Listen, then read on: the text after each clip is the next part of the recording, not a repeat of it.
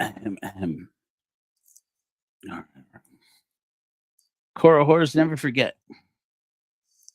Rebellions are built on hope. Nice. My partner gave that to me. Thank you, Winter. I do love it. I haven't had a chance to put it on my car somewhere prominent yet, but I'm excited. Oh, it is another week, and let me tell you, it was wow, quite a week. I went to Arizona. I came back. I met up with a friend down in Arizona. I won't tell you any more details. I muted myself just now. And I visited with some friends, visited with my colleagues, visited with some Cora whores down in Arizona. We are everywhere. We godless are everywhere. Anyways, we're going to talk about racism. We're going to talk about the Daily Wire. We're going to talk about Matt Walsh. But first, we're going to get a chance for all these Cora whores to get in here so we can talk about how charlatans never change. I want to remind you all, we're going to do things a little bit differently today, but because it is Friday, it is Giving Friday, which means if you want to help keep the work going, we would ask you to go to corahorde.org/give. Just go to corahorde.org and click on give. It's the first link that comes up, which is our donation box to give to the unsheltered and to people who are shelter insecure. We are currently running missions up to Salt Lake City, Utah, to serve the unsheltered, and also down here in southern Utah in what is known as Hilldale or Colorado City. That is the former Warren Jeffs polygamist cult, the FLDS. Their survivors have some limited resources down there. And we have been donated to an organization unofficially by the name of Cherish Families. And it was founded by a woman who was closely associated into the polygamist community, or at least it's operated. Their operations down there are being operated by women who are close to the community, well trusted in the community. They do everything from providing women down there with financial training and job training and things like this, helping them to restart their lives after polygamy. And that's a great, wonderful service. Hello, how you doing? Lisa, waiting for the snow. I don't think I know where you are, Lisa, but that's cool, man. That's cool. So we are going to talk about racism. We're going to talk about Matt Walsh. I just want to remind you all that we are doing this godless mission to benefit people who are unsheltered or who are shelter insecure, including down in Colorado City. I want to thank, last week, we got a total of $75 into our donation box. And I would love to say that was from a whole bunch of people who gave $5 like I asked. It wasn't. It was the same usual people, and I want to thank you for donating. In one case, $50, in another case, $25. If you go to corahorde.org/give and you donate, that money doesn't go to me. That money doesn't go to the church. That money, well, the money goes to the church, but then it goes out to the missions. But then somebody used our Amazon link. I believe this happened when I went on Kirsten and Megan's program, and they have a big audience, much bigger than ours. That's offensive. That's offensive. But and I got snarky about Cora Horde this Monday. Whatever. Someone named Chris, love you, Chris, whoever you are. Not really sure who Chris is, but someone named Chris apparently gave us, because that's what it says here on the note, sent us, was able to order through our Amazon list a whole box of 25 emergency blankets. And these blankets are coming with me to Salt Lake City tomorrow. They're going right out to the streets with pocket warmers that I personally purchased. So the work goes on. We are helping people who are like Cora Whores. Matter of fact, they should have loaded Cora Whore for the like Cora Whore for the opening hymn, but I can't do it because we missed our Charlatans Never Change this week, and I'd been working on a really good one, and then all of a sudden this Matt Walsh thing landed in my lap, and I said, you know what? Screw it. I'm going after some bigger fish, you guys. These Mormons can have a break. I'm going after a big fish here. I want to skewer one right through the reputation, metaphorically speaking, of one Matt Walsh. He's the guy who made such documentaries as What is a Woman and Am I Racist? The answer is yes. The question is not, is Matt Walsh racist? The question is Matt Walsh the most racist?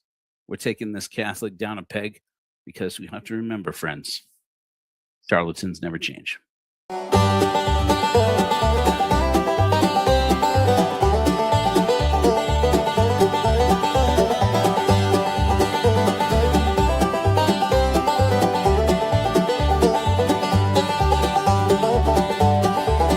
Top goes up, preacher works the street. Come find Jesus at the meet and greet. Sell you heaven, then shake you from their feet.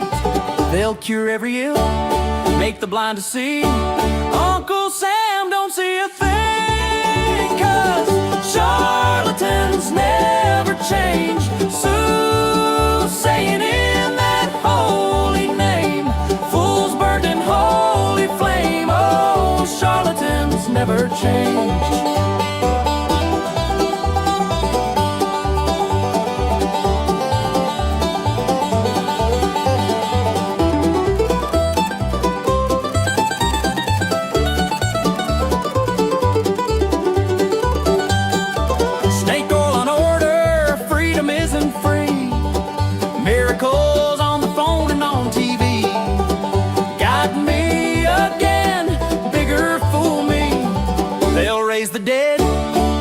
Cure your gout. Pass the plate, take a pass on down, 'cause charlatans never change. Soothsaying in that holy name, fools burned in holy flame. Oh, charlatans never change.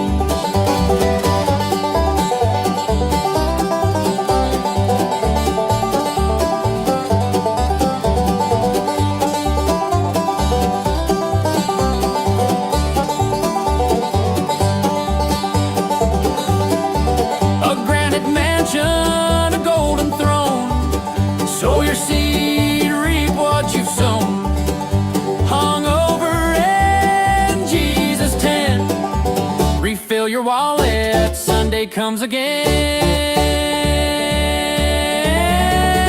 'cause charlatans never change. Soothsaying in that holy name, fools burned in holy flame. Oh, charlatans never change.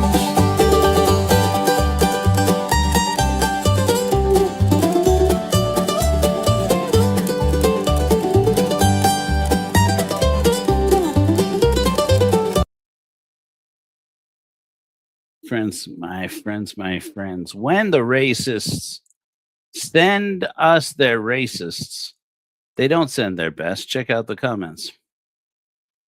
They don't send us their best. They send all the flunkies. You see, if you are a fan of Matt Walsh, chances are that you are a male, almost certainly, between the ages of 13 and 33, that has only one thing in common with every other Matt Walsh fan out there, and that is that never done had a woman touch the pee-pee. Never going to have a woman touch the pee-pee. And I feel for you. Like, have you heard of the touch of the pee-pee? Because the touch of the pee-pee is one of the wonderful things in life. But that's, I get it. You're not, look, you can just imagine, and chances are that's all you'll ever get to do. And it's fine. Just live with it. I want to show you something here. Let's see here. Min speaker view. Yes. I'm going to go ahead and take that out. We're going to go ahead and show you. This week, I decided to join the Daily Wire. Not join them as a commentator, mind you. They didn't invite me. And I am mediocre as I am as an entertainer and filmmaker. I'm not that mediocre. Because I don't know if you know about this, the Daily Wire, Ben Shapiro's The Daily Wire, that is where mediocre filmmakers and storytellers, visual storytellers, go to end their career. Mine ended on its own, just like in corporate work. But let me go ahead and show you what it looks like when you join Daily Wire. See, now the reason why I had joined the Daily Wire was well, let me take you back to the opener here. When you click on shows and movies, they're kind of like a little racist Netflix is what they are. Misogynist racist Netflix. You're going to see that there is this Pendragon cycle, The Rise of Merlin. Now, here's the thing. Post-toxic man that I am nonetheless a fanatic for Arthurian lore. That's just the way it works, you know? And so I was somewhat excited when I heard that Daily Wire was going to actually make got a contract to make the Pendragon cycle, though I have not read the Pendragon cycle. I've read lots of Arthurian lore in different versions, but my favorite, I have my favorites. Let's say that. Like I'm more of a fan of the Warlord trilogy, for example, that sort of thing. Or I love me some good old timey classics like Geoffrey of Monmouth. I like the old stories of Arthurian lore, but I could see why, you know, a racist channel built around racism would like Arthurian lore. You know, they like stories about white people. It's hard to get more white than Arthur, you know, so on and so forth. But I thought, well, maybe there's actually going to be a chance that these guys could do some service to the story of Arthur. So far that I have seen, they have released one episode of this Rise of Merlin, and it is worse than the Rise of Skywalker, and by a lot. Suffice it to say, I will soon be canceling my subscription to this awful racist channel. But I figured while I'm here, might as well catch up on everybody's favorite racists. Here they all are. And one of them is this guy, Matt Walsh. Matt Walsh has been trying to become relevant once again by being more and more racist. And I wanted to show you one of the episodes, his most recent episode from January 30th. That's today. I have been watching it, as you can see, but here's the thing. We don't need The system. We don't need to get our live stream taken down like we did on Sunday. So we're going to do this in the most awkward way. I am going to show you a thing. I'm going to ask you to believe that it is a thing. And then I am going to tell you what the thing is. Okay? So blame YouTube. I don't know. I don't know what else to tell you, but here it is. Basically, what you have here is Matt Walsh explaining immigration and all of its complexities. And he has this episode of the Matt Walsh Show called The Solution to the Immigration Problem That No One Is Talking About. Ooh, that's definitely going to be a complex issue, right? I mean, this man is leaning into the hard-hitting issues. I will go ahead and spare you, what is it, an hour of this crap? Yeah, an hour of him talking. He wants to do away with ITIN numbers. If you don't know, an ITIN number is how an undocumented immigrant is able to pay taxes. Without having to steal somebody's social security number. And he is suggesting if we cancel ITIN numbers, then these people won't be able to get credit to buy houses, buy cars, and things like this. And they will all just self-deport, and then there doesn't need to be any violence. It was the dumbest idea I think I have ever heard. I mean, this is whole new levels of stupid. It is ridiculously stupid. And I'll tell you exactly why. If you have not talked to your racist uncle in recent days, you may not be aware that according to the racists, undocumented immigrants come to our country and then they take up all the resources that our tax dollars pay for and pay nothing into it themselves, which is strange because the ITIN number is exactly how it is that that's the opposite of what's going on. ITIN numbers were created so that people who are undocumented in this country could still pay taxes, even though they aren't able to receive benefits. Like, you can't take your ITIN number and go in and get food stamps with it. You can't take your ITIN number and go in and file for Medicaid or Medicare. You can't get Social Security benefits. It's literally the way that everything that racist uncle likes to blabber about undocumented immigrants, whom he, she, they, it call illegals. It's exactly the reverse. They are the ones who pay taxes into a system that the rest of us pay into, us being American citizens, American persons, pay into, but we who are citizens are able to claim benefits from it. It's the dumbest idea, because, of course, the reason why it was created was so that when undocumented immigrants actually are in the country for various reasons, then there's really only mainly two, that while they are in our country, if they are here, you might as well work, you might as well pay taxes, you might as well get the things that you need to be able to survive rather than winding up unsheltered.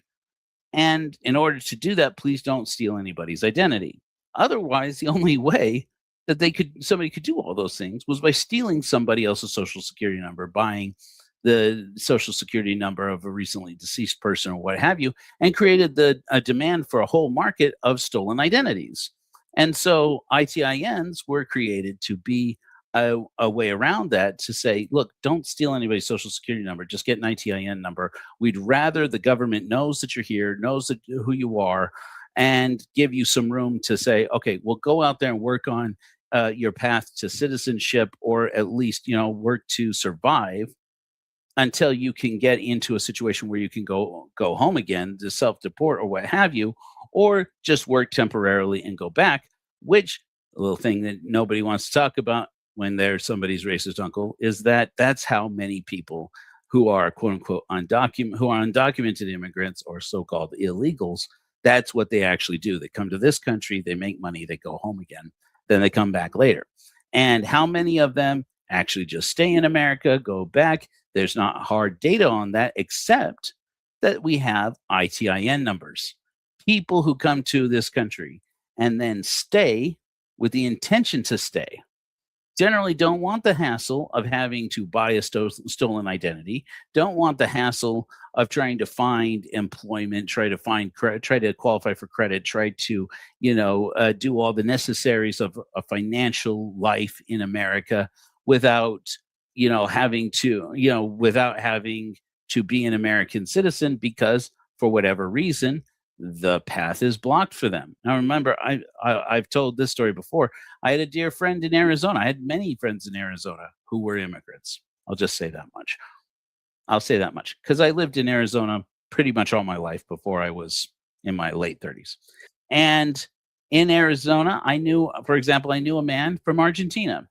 And this man from Argentina had a wife from Argentina. He had children who are Argentine citizens, but were born here in America.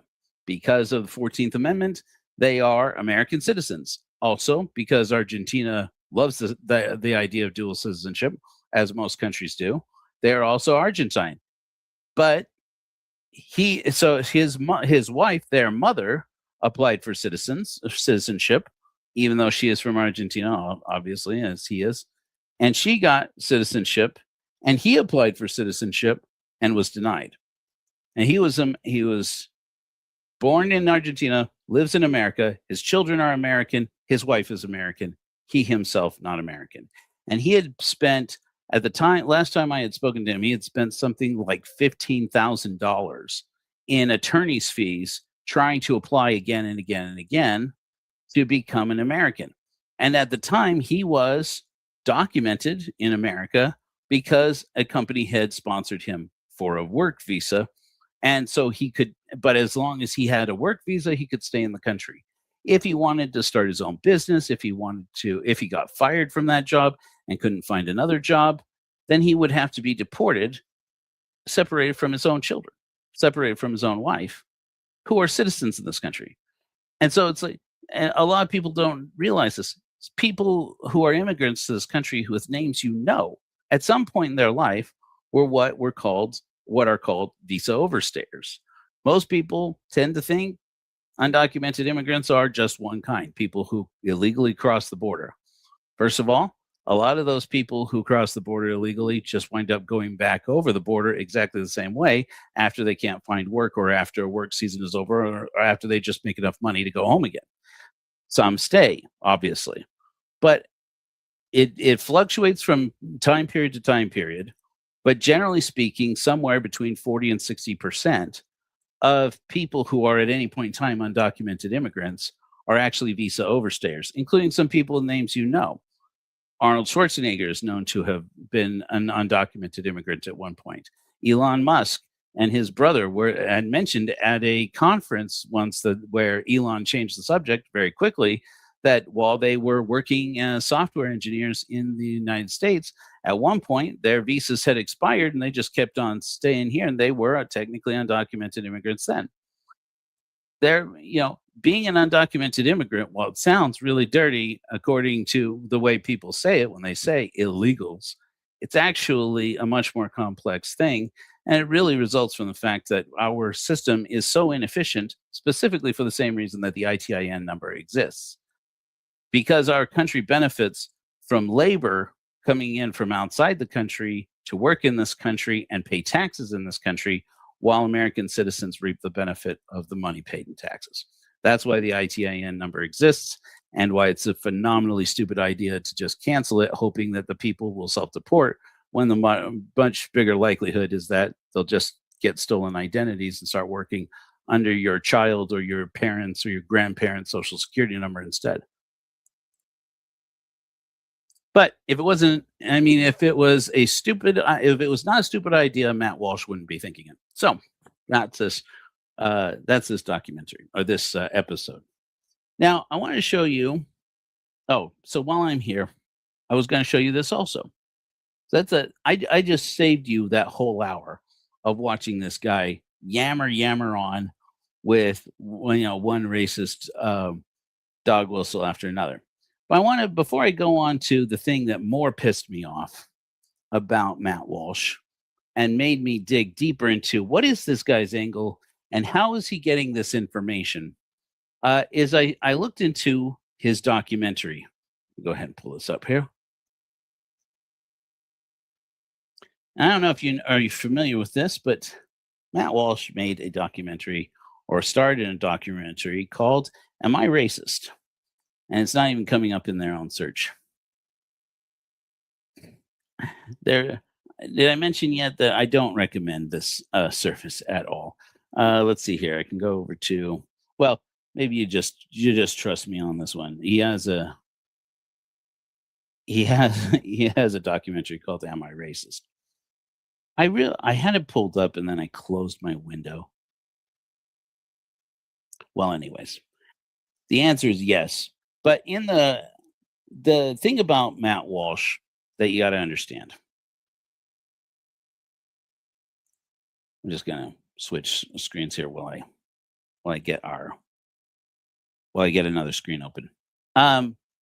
So he has this documentary, which is more or less based at the beginning of the documentary around an interview that he did, a group that he crashed of anti-racist training. And this woman comes in and she talks about what is racism. She is a Black woman. She is qualified to teach this. It does appear by the people who are attending the meeting and the woman herself who's conducting the meeting that she knows what she's talking about. She does appear to be quite good at doing this. She's carrying on an anti-racism seminar, and the people who are attending, who are primarily white people, they seem very interested and engaged, and they seem like the type. You have a guy who's very obviously Jewish, and yet he is appears to be a upper middle class American who dresses in such a way as to suggest that he is liberal probably comes from a part of the country where people are liberal, etc. They specifically have cast people by look, by personality, and by interest in this meeting. And I say casting for this reason. You say, Joe, this is just a meeting. He's just crashing somebody's anti-racism training meeting, right? No. Sorry, getting my first look at the comments in a minute here. Well, no. If you look at the actual meeting that's being held, you'll see that there's a sound guy hanging out in the corner of the room with with what's called a boom pole. Right? It's a long pole. You've seen them. You've seen people making movies, right? And a microphone at the end of it. He's got headphones on, like so, and he's got a mixer and recorder down at his hip. This is a professional video shoot. How many times have you been down to the community center and they're doing an anti-racist training? First of all, how many times have you done that? And gone in there and found there's people standing there recording whoever's talking with a guy with a boom pole and a microphone. So this is what the long short of it is. I'll spare you the research on it. I did a basic level of Reddit slash chat GPT slash Google and double verify images, videos, recordings, and things to basically come down to this. The people who were invited to this meeting were told that they were going to be attending a meeting to learn about how to not be racist and how to fight racism, even if you don't think that you are racist, and were excited to go to that meeting. They were told that it was going to be filmed, obviously, and they were told that the woman who was running the meeting is also an expert, and she was brought in for that purpose. Sorry. I promised that I would make sure that it's not an emergency. They were told to come. They would come to the meeting. They were probably paid. I didn't find any confirmation that they were paid to come to the meeting. But generally speaking, if you're doing something like this in the business, in video production as a business, you pay people even if they're going to be extras. Usually a going rate, I'm not going to speak to the area where this was filmed. I can tell you in places like Arizona, Utah, California that I have worked in, a going rate would be like $100 if you just sit in the room for a couple hours, $150 to $200 if you were going to sit there for a couple of hours and speak during the meeting and possibly speak during the meeting.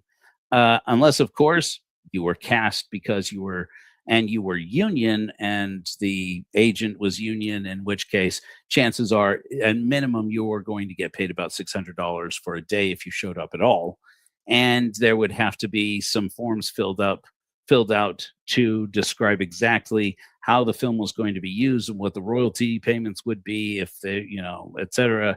And generally speaking, they don't do that. So generally you're looking at non-union people who are not actors, but who responded to like a Craigslist ad and told you'll be compensated for your time. And generally somebody throws them couple hundred bucks. The DEI instructor slash anti-racism instructor very likely was paid her going rate or even paid more. Because obviously every person, in order for them to release this documentary, and this is where Daily Wire actually has upped its game, upped the whole racist content game. They do appear to have their ducks in a row in terms of the actual producers they're hiring production companies who know how to make sure that this grassroots looking AstroTurf experiences that they are having have people in them who have all signed, are either in a public area, on a city street, in a city and state where there is actual laws saying if you're on the streets and somebody's filming on the street, you're in their movie and they don't owe you anything. You have agreed to be in their film by being there. That's common, for example, places like Los Angeles and New York. They're basically laws that say, look, we can't stop them from filming. If you're out in public, they're filming in public. Well, that's just what happens. And a lot of places are like that. But if you're in a closed door meeting like that, some producer has to actually go to every single person and say, we need you to sign off that you're going to let us use your image and likeness in the film and also in promotions for the film. And most people in that moment are going to go, I don't see why I have to sign a release if I don't like signing something. All of that, if you are spending somebody else's money, this is a video production 101. There's the reason why I say these guys, Daily Wire is the place where professionals in the video business go to end their careers. These guys have done this before. And if you are burning somebody else's money through the money hose, you make damn sure that before the first camera comes out of a bag and goes on a set of sticks onto a tripod, that every person that you need to be in that room is going to be in that room. They are in wardrobe, they are in makeup, and they know what they are going to do and say, and they have signed a release saying not only that we can use your image and likeness in the film, but we can use it for promotions. Otherwise, that person doesn't get paid. That person doesn't get invited. You move on to somebody else who is willing to sign and get paid. And, and then once they're paid, well, then the philosophy of some sketchy persons is, well, we paid you, so we get to use you how we want. And the people in this meeting feel very abused. They were like, I did not agree to be in a film like this. The same is true about the film, about all the people who were interviewed in the movie What is a Woman? A lot of those people have since come out to complain, say, we were misled about what the documentary was. There were important parts of what I had to say that they cut out. This is the way that tricky journalism like this, fake documentaries, are actually made. So that's what Matt Walsh and his crew get up to. And it makes sense that they do. If they didn't, they wouldn't make any content like this. Now, What is a Woman? Their first documentary, not met with critical acclaim, not exactly an Academy Award winner, and frankly, not a very good film. However, there are lots of incels in the world, and they made sure to see the movie 2 or 3 times. Financially, huge success. For a small documentary like it was, fantastic success, in terms of being a moneymaker. Again, it was full of lies. They lied and lied. They would get the narrative. They would tell the narrative their own way, and then they would splice in cuts, little pieces from the interviews that they did, where they provoked a person into giving a soundbite, give a soundbite, give a soundbite, give a soundbite. Yeah, but what about this? Yeah, but what about that? Yeah, but what about this? And then the parts that they actually provoked them to say, then they would take just that clip and put it in there to try and build on the narrative that they were already building with the voiceover. And that's how these documentaries get made. It was trash, but it didn't matter because the groypers and incels who like Matt Walsh and Ben Shapiro and Jordan Peterson and these guys, they don't care if it's true. Truth is not high on their list. That's why these guys pay monthly and then pay huge fees to go and sit in a room in an auditorium with these people, only to find out that they've basically gone to church. They go to hear about culture, and they go to hear about conservatism, or they go to hear about life skills or what have you, and wind up with a 2 or 3 hour lecture on God, and end up with a sermon about God. And it's absurd because it's just another religion. Basically, you are part of another religion when you follow Daily Wire and when you follow their creators. So anyway, I wanted to show you. So that's how these documentaries get made. Now, you'll notice that it has been a little while since Matt Walsh came out with a documentary that people have seen, that you'll see in a movie theater. Am I Racist? The documentary they followed up with, what happened was they brought these people into a room, and all these people have clearly been paid to be there. They've been typecast to represent everything that Matt Walsh's followers think are people who want to defeat their racism, or people who want to be aware of racism, people who are woke. And they are then goaded into a position where Matt Walsh basically sits there, walks in, pretends that his name is Steven. He, at this point in the film, hasn't put on any disguise. He just looks like him, and he actually plays up fumbling over his own name, saying that I am Stephen. So he makes it clear that's not his name, and he's nervous about it. And he is, of all the people in there, the only one who's looking like he is not an actor who is actually trying to act. He is hamming it up. And then, of course, as soon as he starts interrupting frequently, the woman conducting the meeting, who is apparently not told right from the get-go, that guy is Matt Walsh. He's from the Daily Wire. He is the guy who's actually the host of the documentary. She has to ask him several times, please, let's not interrupt the other people in the group. Please, if you could not, I just ask you not to interrupt.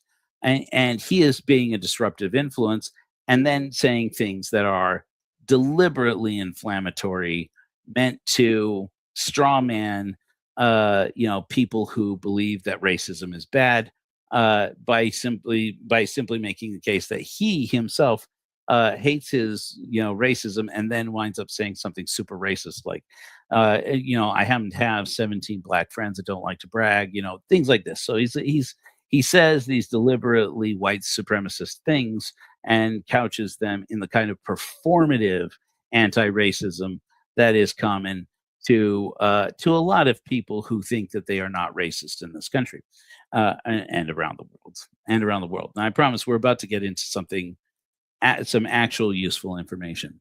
But am I racist was pretty much what he winds up at one point. He ends up being invited and said, look, there's a room set aside here in the building, which they're in a studio.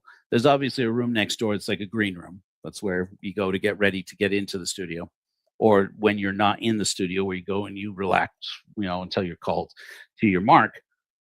And they tell him, look, if you can't stop being disruptive to the meeting, maybe you should go to the next room. And so he eventually says, well, I guess I should leave. Should I leave? And they're like, yeah, maybe you should. So he leaves, and he removes himself from the group. And while he is removed from the group, the other people in the group put two and two together. Somebody happens to recognize him from, What Is a Woman? And they said, that guy's not Steven. Did you hear how he said his name? That guy's Matt Walsh. He's that a-hole Matt Walsh from that What Is a Woman movie. And they gather together, and they basically figure out that they have been duped into appearing in a Daily Wire movie. They've already, if they have been paid, I hope they got paid. I hope they got paid well, frankly. Because now these people's faces are all over this thing. Their voices are in this thing, and they are being made fun of. It's clear, so clear, from the way that Matt Walsh talks to them and treats them, that he is making fun of them. And they are actually talking about some really good things for people to talk about when it comes to race. And so he comes he comes back into the room. And they have basically at that point decided to confront him. Now, at this point, they could walk out. Frankly, if you are ever in this situation, you should know you have the right, even if you have signed away the use of your image and likeness, even if you have been paid, frankly, you have the right to walk out. The worst they can do is to sue you and say, give us back the money that we paid you. But it's so not worth it for the expense that they would have to go to take you to court, that you could just walk out. And if they sent you a summons to court, get an attorney. I'm not an attorney. I can't give you legal advice. This is just I know I've seen this happen before. And generally what would happen is you respond and you say, look, I signed an agreement in bad faith. I was informed that I was going to show up for one thing, and turns out it was another thing. I didn't agree to that. I did take the check. I did take the money for my time, but I was told that I was being paid for my time.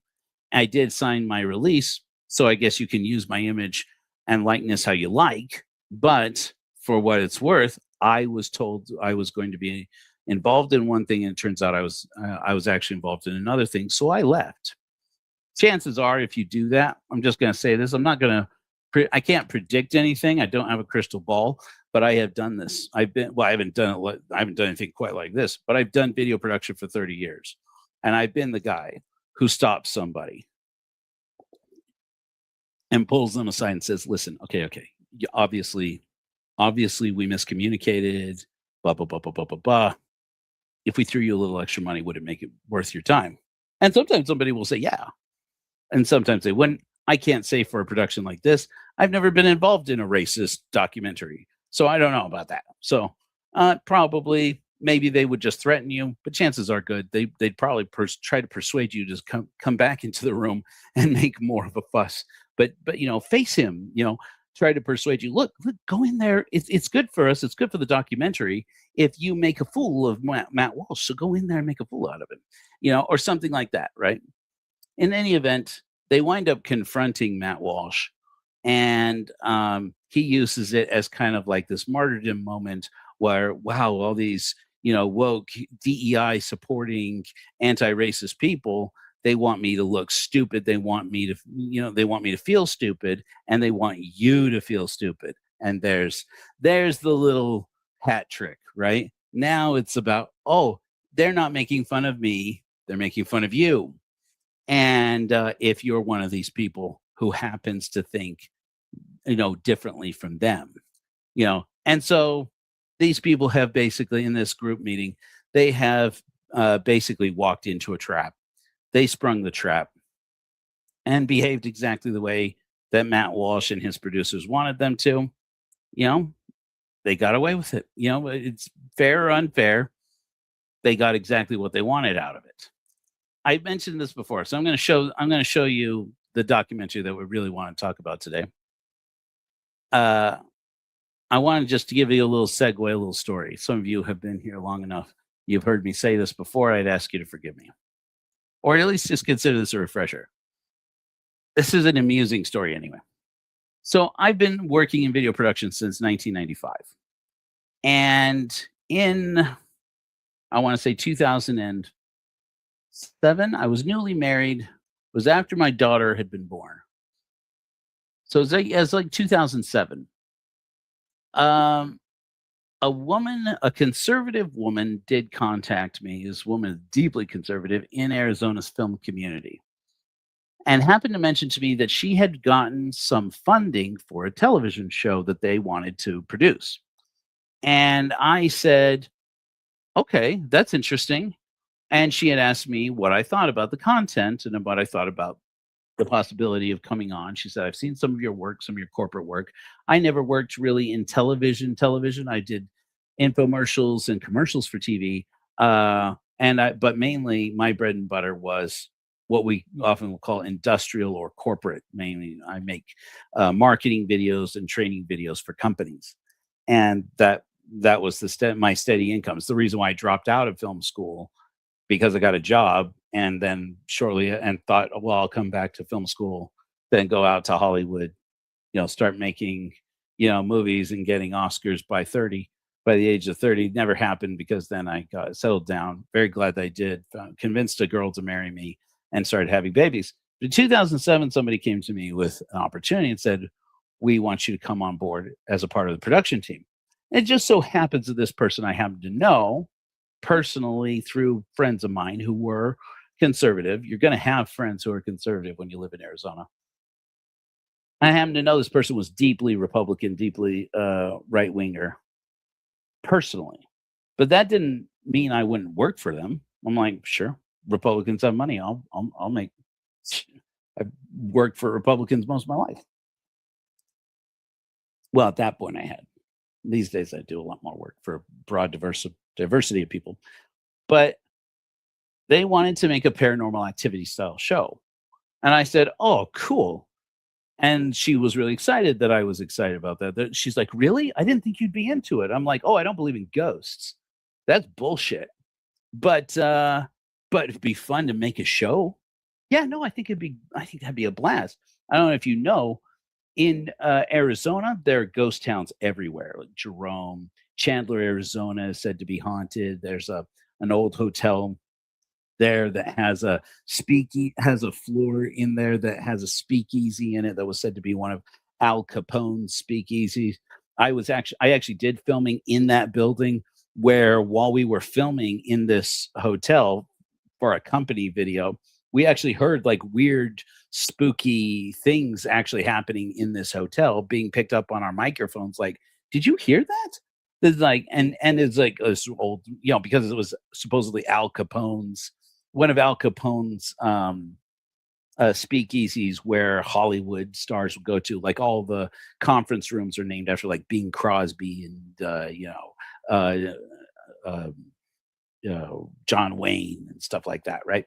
So it's like all Hollywood themed, and we're in there doing Hollywood like stuff.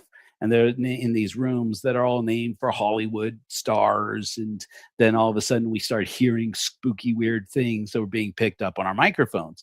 And I was telling her about this, it's like, oh yeah, when we were at that hotel, we would pick up weird, spooky sounding things. And she's like, are you serious?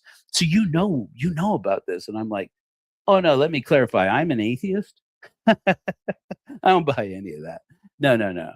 I'm like, but the point is, you can be in a place that's not haunted, because no places are, and have ordinary production equipment, not even specialized production equipment, like not like full spectrum cameras and shit like that, and see and hear weird shit. I'm like, so if you have somebody financing this, which she claims she did, I said, you can assure them, if I come on board with your team, I know exactly how we would do it. And she's like, well, tell me, give me a piece of it. And I'm like, okay, so you know that a lot of these like radios, these like shortwave radios that they use, they can hear the messages, the squawk boxes, the wow, wow, wow, right? She's like, yeah. I'm like, a lot of those just have really broad, receivers on them that will receive a broad range of spectrum of frequency and scan through it. She's like, okay.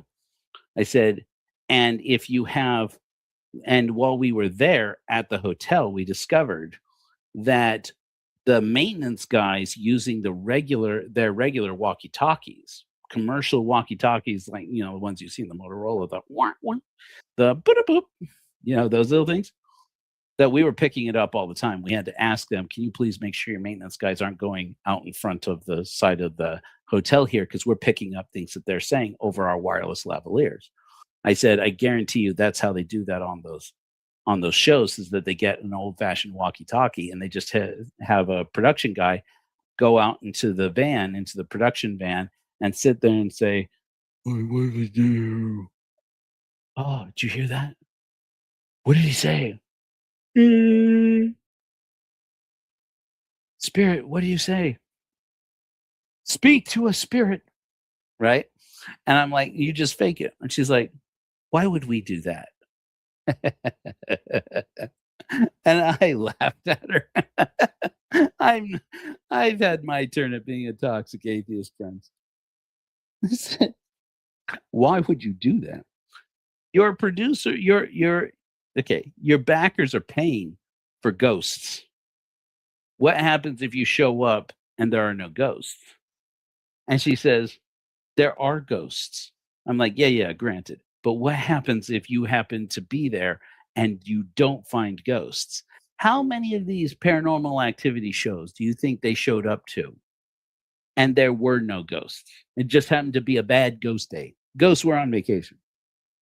The ghosts weren't talking. Ghosts are sick of being made fun of, maybe. And she's like, she's like, the departed spirits, they always want to communicate with the living. I'm like, then why aren't they doing it more? I'm like, look, I'm not saying you're wrong. I think you're wrong. I'm not trying to convince you that you're wrong. I'm just telling you this. If you and I are talking turkey, businessman to business person, we're talking turkey. If you have a show that captures ghosts, by God, there better be fucking ghosts. That's what your money people are going to say. And I'm on their side, because I'm not showing up there especially on some kind of promise that I'm going to get paid on points on the back end. Waste a whole day, a weekend, a week out in Jerome, sweating my balls off, making an episode of your TV show, and there are no ghosts. If there, I want there to be one guy on that production crew who knows with a wink and a smile that if there are no ghosts, that granted there are ghosts, but if there are no ghosts, there are going to be ghosts, and you know how you're going to do it exactly, and that's already planned. And she's like, but that's dishonest and deceptive. I'm like, yeah, that's the business you're in. You're in reality TV. I'm like, you think that they don't know who's going to win The Bachelor when they start filming it? You think that they don't know who gets voted off the island in Survivor? This is there's nothing more fake than reality TV. And I didn't get hired for that job. So that little story was for this purpose, okay? So now Matt Walsh, the new business model for the Daily Wire, they had their turn making these provocative films. They still do them a little bit, but it's very obvious that some of them are not doing as well. You remember they did a Snow White movie, kind of flopped. They did this Am I Racist documentary follow up to What Is a Woman, obviously flopped.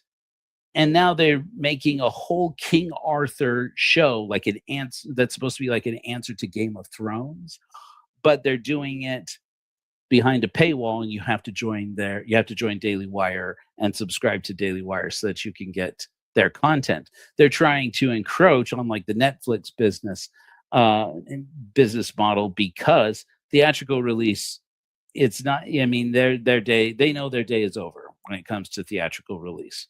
Their bread and butter are racist a-holes who sit at home with nobody to talk to and no dates.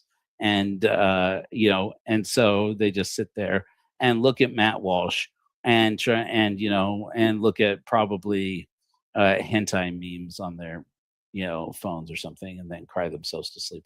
So anyway, here is a screen for a documentary that's produced more or less in the same style. Documentary, I say with very loose terms, very loosely defined here with scare quotes. So what you are looking at here, again, I would play for you at least parts of it. We've already gotten into enough trouble this week with Google, even under fair use. If you don't know, the fair use doctrine is not really so much a formal law as it is a series of effects from laws and or court cases wherein has been decided that if you don't show more than a few seconds at a time of any kind of video content, and you are clearly showing it just for commentary purposes, then you can just use it, you can show it, you can even monetize it. And YouTube generally has honored that. It's only been this last week that myself and several other YouTube creators found that we were getting our live streams and or videos taken down or hit with copyright strikes if we showed anything, including even content produced by other YouTube creators. So I'm a little finicky about it. Until I know that that's been resolved, I'm just going to have to resort to showing you that the thing exists and then telling you about it. This documentary that you're looking at here, let me just rewind back to the opening screen here. This documentary is called The Real History of Slavery. It's part of a series that he does called Real History. And as you can imagine, it's not. It's not real history. It's Matt Walsh spewing racist garbage for an hour and a half, and then showing you quotes from various books that you can buy if you wanted to read, actual history. Sort of. A lot of the quotes that he mines, they are selectively cherry picked to try and tell this narrative. And again, just like with What Is a Racist or What Is a Woman and Am I Racist, they write the narrative of the story that they want to tell first. And then just like they would do with interviews in documentaries like What Am I Racist? Instead of taking clips from an interview, they take clips and snippets from books about slavery. And they take the parts that favor the narrative that they're telling as if the person writing that book is reinforcing what they have to say and their perspective, and the slant that they're going after. And a lot of the facts that they report in here are factual. They are actual little known facts about history. But a lot of them, the way that Matt Walsh tells the story, adds the voiceover in his narrative, taking the clip, they show the quote from the book, and then his description of it is so distorted that that's actually telling something that the book isn't saying. Now, you could get away with that a little bit, and chances are good somebody whose book was quoted, is probably going to wind up reaching out to you through their publicist or their attorney, or their publishing house is going to reach out with a cease and desist order. Maybe I'm not an attorney, but I know this business. Everybody in this business, they tell you train each other from the time you're new in the business for this is what's going to happen. You're going to get a cease and desist letter. Cease and desist letters are supposed to scare you until there is a letter of intent to sue. There's really not much reason to be scared unless it's a big corporation. If it's a big corporation, chances are they're going to say either you have to pay us or you have to attribute us differently for the thing. They're only after the money. So as long as you can figure out a way to help them monetize, they don't care. And I have seen done and been in the middle of. There was I'll tell you this. Okay, so I worked for a company. Some of you have heard me mention this. I'm not going to mention them by name. I worked for a big MLM company based out of Arizona at one point for 7 years. And this company would show clips, whole segments from a local news story here in Utah about a woman who had lost weight using our products. And that woman had lost over 100 pounds. And we had that video in DVDs that weren't produced by me. They were produced by the guys before me, working for this company when the company was very small. And because they were on DVD and not on our website, not on YouTube, not on anywhere else, we're just on our DVD. Well, the news stations, the Sinclair's Broadcasting or whatever it was, I'm pretty sure it was Sinclair Broadcasting actually, they had no idea that we were showing this clip from their newscast. And because the production company that the company had hired paid something like $250,000 for this video, because nobody had thought to ask them, did you get proper release and permission to use that news clip? Nobody bothered to ask, and nobody was any the wiser when I came on board. And suddenly I was one of the top marketing people at the company, and I got a notification. I got an email saying, hey, can you come into this meeting? I go into the meeting and I say, yeah, sure. What's up? And they're like, so we just got this. And it was a letter of intent to sue. And I was like, oh my, who's this from? And it was from this local news network that we had been sending out their story, this news story about this woman who lost over 100 pounds on our products. They had threatened to sue us for $4 million. And I went, oh, shit. I'm like, well, luckily we have that kind of money now. If they'd have gotten after us when we started using this, they would have broke the company. And I was the only one laughing. Nobody else thought that was funny. They're like, why do we have, they're like, so we published that video from the DVD onto YouTube. And I'm like, well, yeah, of course we did. And they're like, why did we not have the releases for it? And I said, we don't have releases for that? And they're like, didn't you make this video? I said, no, it was made like 5 years ago by this company that the owners of the company had hired. I know the guys over there. I can contact them. They're like, yeah, do that because we want to know how this happened. I'm like, well, I'm sure they figured that nobody would find out. And they just figured we'd get us. All right. So I contacted them. And I'm like, "Hey, dude, how's it going?" And the guy's name was Yoshi. Is his real name, Yoshi. I said, "Yoshi, what's up? It's Joe Rons over at Vroom Vroom." And he said, "Yeah, what's up?" He's like, "Do you guys need some work done?" I'm like, "No, no, thank you." Um, did you guys ever get a release on that video from the news story? And he laughed. He's like, "No." I'm like, "Oh shit, man." And he's like, "Why?" I said, "It's they're suing us over it." And he's like, "Really?" I'm like, "Yeah." He's like, "It's just good advertising for their network." I'm like, "I don't know what their angle is. I'm guessing they probably just want us to settle. They're just looking for money." And he's like, "A news network looking for that kind of money?" I'm like, "They want like $4 million for it." And he's like, "Ah, he's like, they're joshing you." Long story short, we wound up having our general counsel reach back to them and say, "Come on, guys, nobody needs to sue anybody. What's going on?" And they said, "Oh, yeah, thanks for getting back to us.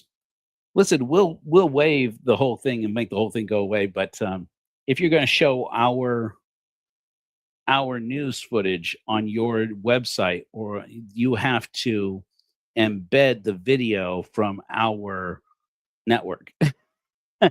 It was just about getting more traffic to them. They threatened to sue us for millions of dollars. All they wanted was for us to embed their video on our website so that would drive traffic to their advertising so they'd make more money. Anyways, I'll tell you that story to tell you this story.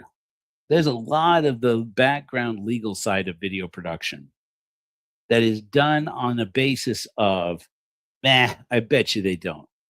And it's like they have every legal right to come out and say, these authors, "You misrepresented my book as saying something fantastically racist that it doesn't actually say. You pull that shit down." But they know that by the time the producers know that doing it this way, just like with the documentaries where they have these people who got tricked into sitting in a room, but they've already signed the releases. So they get to use their image and likeness. And if they get pissed off and angry and saying, "This isn't what we were told," if they get upset and get in people's faces and start saying, "You lied to us. You told us this isn't what we thought we were going to get to," they just look like more Karens. And then all of a sudden they have more footage. And as long as the cameras are running, they're getting footage. So you've stepped into it. You sprung their trap. In this case, they don't even have to do that much or spend the money. They can just use snippets from people's books and say, "Oh, here you go. This is what's actually saying is that white people aren't responsible for slavery." And and so they know that these authors aren't going to sue them, and or that their publishing companies aren't going to sue them, or that if they do, they can just pull them aside and say, "Look, how much money is it going to take to make this go away?" Or some kind of deal gets made on the back end. They know this is never going to see a courtroom. And and so it makes sense that now they're making content like this where they're abusing authors and using historians, actual established historians, to validate claims that don't actually get made, with one exception. And I said, I'm going to look through this thing and I'm going to find one exception that they rely on for most of the narrative. That person is going to be the person, at least one person, who is going to be the person that they can lean on and say, "This historian says this here, this here, this here." All of Matt's claims that he says in between these other quotes are all supported by the work of this historian. And I knew it. If I went looking for it, I would find it. I've done enough of this to be able to see how a narrative is being built here. And lo and behold, I found it. It doesn't take long to see that there are multiple quotes in the story from an author by the name, a historian named Simon Webb. Now, here, let me go ahead and remove this. I'm going to show you Simon Webb. Like, I'm actually going to show you the man himself, and I'm going to show you some of his content. Simon Webb, Simon Webb was known for a while as on YouTube and I think Twitter or X and some other content platforms as History Debunked. And if you know anything about History Debunked, you know that he was pulled from several platforms, the so-called woke platforms, because he was pushing narratives that were frankly dangerous. And this man that you're about to look at, this is an article in the European Conservative, and this is the man himself, Simon Webb. The first thing you need to understand about Simon Webb is that he is not a professor anywhere of history or anything else. He is a digital content creator, and he is a guy who writes content for a newsletter, for a magazine. And we're going to talk about that here in a minute. Guys, I've been divorced. The ink on my divorce decree is not even dry, and I am swimming in women. I'm not going to complain. All right. So, if I look at my phone, I have now surpassed the. I promised the X that I would check to make sure it wasn't an emergency. Now it's checking for other reasons. Anyway, look, Daddy's got to eat. All right, here we go. So here's an example. This is an actual publication live in the world. This is from a newsletter called the European Conservative, or a website called European Conservative, and it's about as juicy as you might think. The title right across the top says, "Interview. The subject of slavery has become a question of black and white," says author and historian Simon Webb. To call this man a historian is to be very liberal with the application of the word historian. It does say Simon Webb is the author of several nonfiction books. Debatable. Simon Webb is the author of several books, made to appear as if they are nonfiction, on subjects that are supposed to be nonfiction, ranging from academic works on education to popular history. He mainly writes about culture and history. He works as a history consultant to television companies and filmmakers, and also writes for various magazines and newspapers. I think that probably is true. He probably does work as a consultant to the Daily Wire, or at least it does appear to be, because again, his narrative from his books are what primarily are driving the narrative of this episode of Real History. He spoke with EuropeanConservative.com about his book, The Forgotten Slave Trade, The White European Slaves of Islam. This is what you need to understand here. This book right here is widely scanned by the historian world as being complete bullshit. He may get names and dates correct, but the wording he uses to describe events is almost universally panned as being just completely fabricated, ranging from exaggerated to completely fabricated nonsense. So you can believe or disbelieve whatever you want. You can do as much research into Simon Webb as you want. I will say this much is consistently true. He is the author of some 20 books that you can find on Amazon. They get 4.5 5-star reviews, and a lot of them, he appears to make very good money selling books. He also writes articles, and the place where he writes articles is where we want to talk right now, because this is what I'll say. You're welcome to read this man's books. I don't recommend it.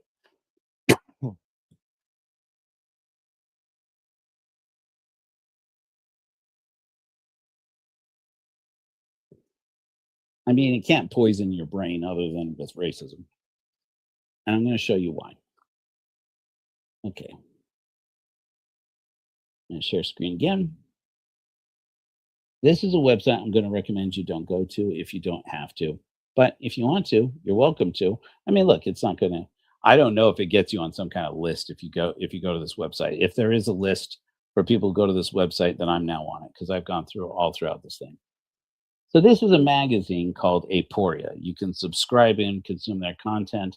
I believe they have printed versions of their magazine. I'm not entirely sure.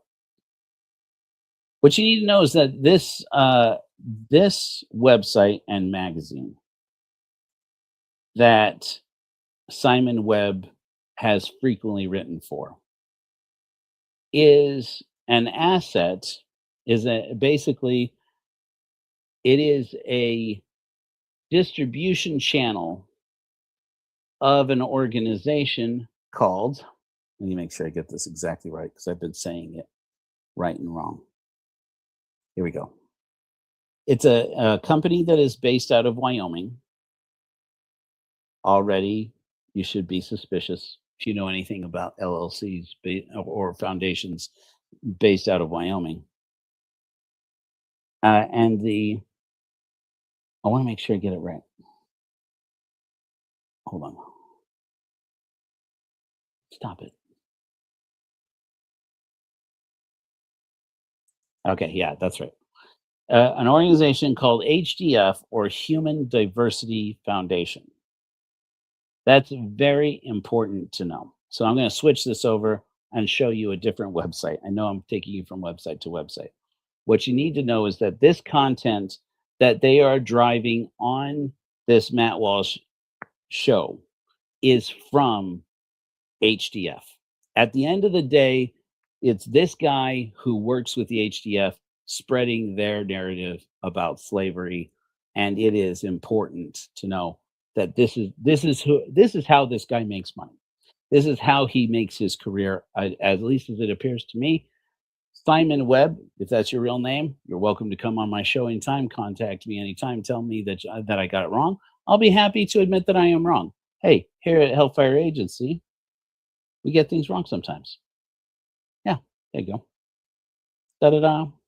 We get things wrong sometimes, but I'm pretty sure I'm not wrong about this. I'd be happy to have somebody correct me. Let me show you this website. There is an organization based out of the United Kingdom, which Simon Webb is also based out of the United Kingdom, called Hope Not Hate. Pretty good organization, if you ask me. This is their website that talks specifically about this organization. I just want you to see some of the things. I just want to give you a quick preview of this, okay?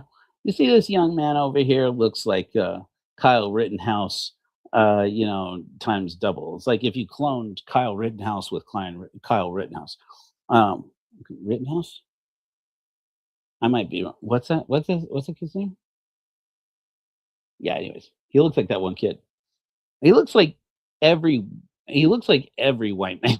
I'm not gonna say y'all look alike, but there's an age where we all look alike. Anyway, this young man, his name is Matthew Frost. Okay.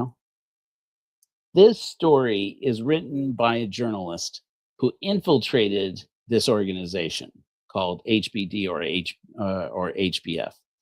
At the conference, it says in this article, at the conference, our infiltrator met a man who introduced himself as Matthew Archer, although we know his real name is Matthew Frost. So already you're getting an idea of how the trade that they're engaged in here is going. Frost said he was the founder of Aporia. That's the newsletter we were just looking at that Simon Webb writes for.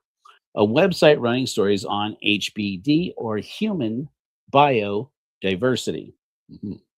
Important.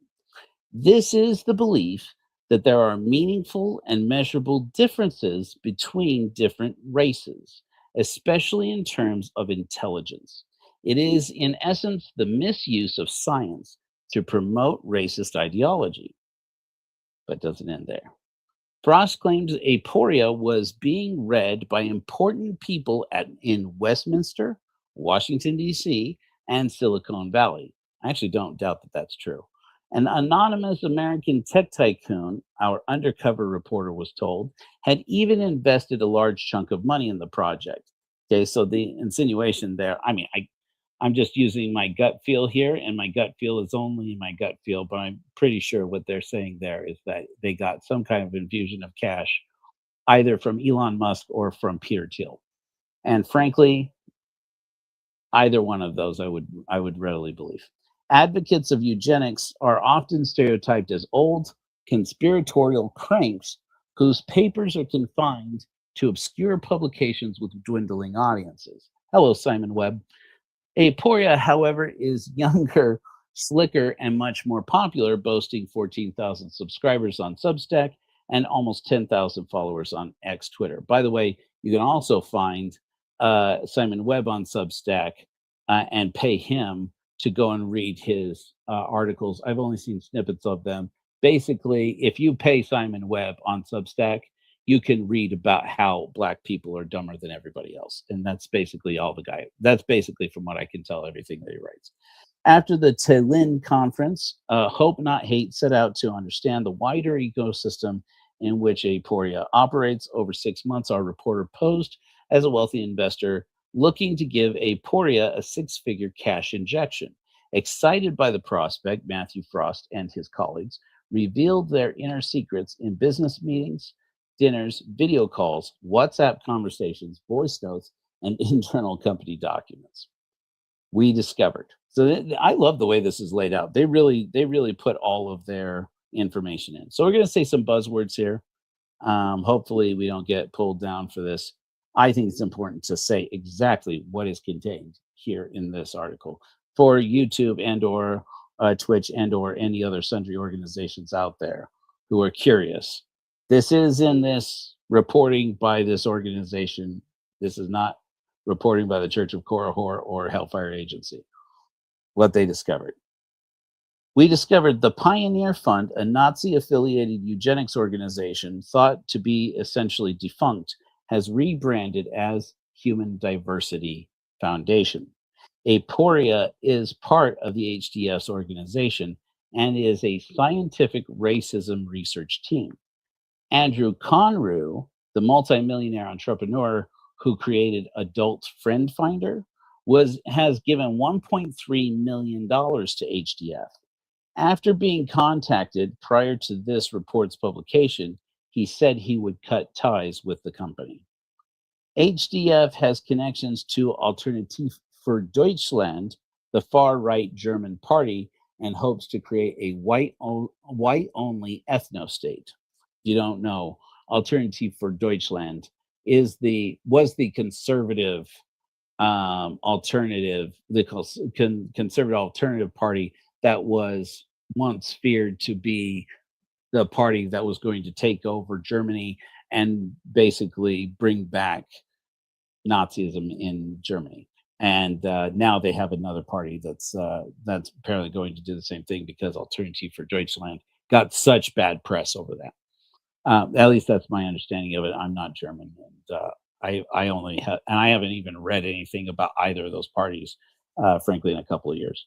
HDF is working to create a cult of weapons-trained activists inspired by Scientology and the Nazi SS. Okay, I'm just going to keep running here. I just want to give you, because I thought this was fascinating. Now, the Pioneer Fund I had heard about before, but I had always figured, okay, well, there are organizations said to be like the Pioneer Fund. But once people find out about the origins of the Pioneer Fund, it just kind of went away. As you read in the article up above, it was just assumed by everybody that, it was, once it became shameful to be in any way associated with the German party from olden times, this fund just like collapsed, right? It turns out maybe not so much. So let me keep reading to you here. So the Pioneer Fund was founded in the U.S. in 1937. Its board members distributed Nazi propaganda and developed close ties to the Third Reich. Its first act was to screen Krank. I don't speak German, so maybe I don't remember that. Maybe I'm not saying that right. I'm saying The Hereditary Defective, a Nazi movie that paved the way for its euthanasia program. In the post-war years, Pioneer paid for researchers to publish papers seeking proof that Black people were less intelligent than white people. Some of them were academics, such as Richard Lynn, a psychology professor at the University of Ulster, who aspired to, quote, have a go at the rehabilitation of eugenics. Others were far-right activists like Jared Taylor, a white nationalist who has said, when Blacks are left entirely to their own devices, Western civilization, any kind of civilization disappears. These are the people who started the organization that rebranded effectively as Aporia. That among its projects is this magazine Aporia that Simon Webb writes for. Pioneer boasted assets of around $2.5 million in the early 2000s, but its activities and endowment have since declined. In the last decade, the fund awarded smaller sums to fewer people and in some years failed to grant anything. The drop in activity has prompted speculation that Pioneer was inexorably sliding into irrelevance. Our undercover investigation reveals that Pioneer has instead relaunched itself as Human Diversity Foundation. As a charity, Pioneer had to disclose the sources of its funding.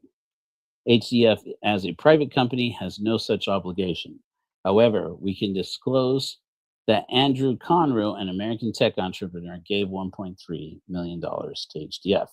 And it goes on. So basically, it goes on into the history. So basically, that guy, Richard Lynn, that they were talking about here, this historian who wanted to restore eugenics to its intended glory under the Reich, he died in 2023. Around and about that same time, this young man that we were just talking about, Matthew Frost, appears to have distanced himself from the organization, left the organization, and it became one of the assets. It became one of the primary distribution arms for information on race science for this organization, HDF. And so basically, this is how, and it just keeps going on. It has connections to a far right group led by the Danish group, led by this man, Emil Kierkegaard. You can look him up. It's dirty. Basically, the longer you look into the history of this organization, the dirtier and dirtier and dirtier it gets. This is who you're dealing with when you're dealing with this Simon Webb, who's being quoted all throughout that episode of Real History. And there it is. I could show you more. In fact, maybe I should show you more. Maybe we should run the risk of running amok from the censors. I'm definitely not going to show you more Daily Wire because I'll definitely get a copyright strike for that. But my understanding is that History Debunked, this guy Simon Webb's show, or his channel on YouTube, etc., was pulled from pretty much everywhere because of, if my memory serves correctly, from like some kind of dangerous claims. I believe it was medical claims or something like that. Not surprisingly. But he recently has relaunched with a new channel. And this new channel says History Debunked Simon Webb. Is that right? Yeah. But this man gets interviewed in conservative circles, these conservative podcasts all the time now. He just gets dropped in. He has an English accent, so people think he's, fancy or what have you. But he has his own channel. And when I went to look, if this is the channel. Yep. Oh, this is from today. I'm like, why is this a different video? Okay, I'm going to show you. I'm going to show you the screen. We're just going to do it. We're just going to do it. You guys want to see? You don't believe me? Well, you're going to believe me. Here we go. YouTube, look, I'm just trying to promote your platform. This is all for, hey, let me put this back up. Clips are used for commentary only. Okay? Used for commentary purposes only. This is the guy's channel, History Debunked.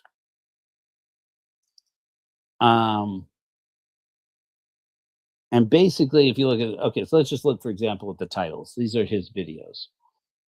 This is one just published today. I haven't watched this yet. It says, when a single white Christian woman prays silently on the streets of England, she is arrested.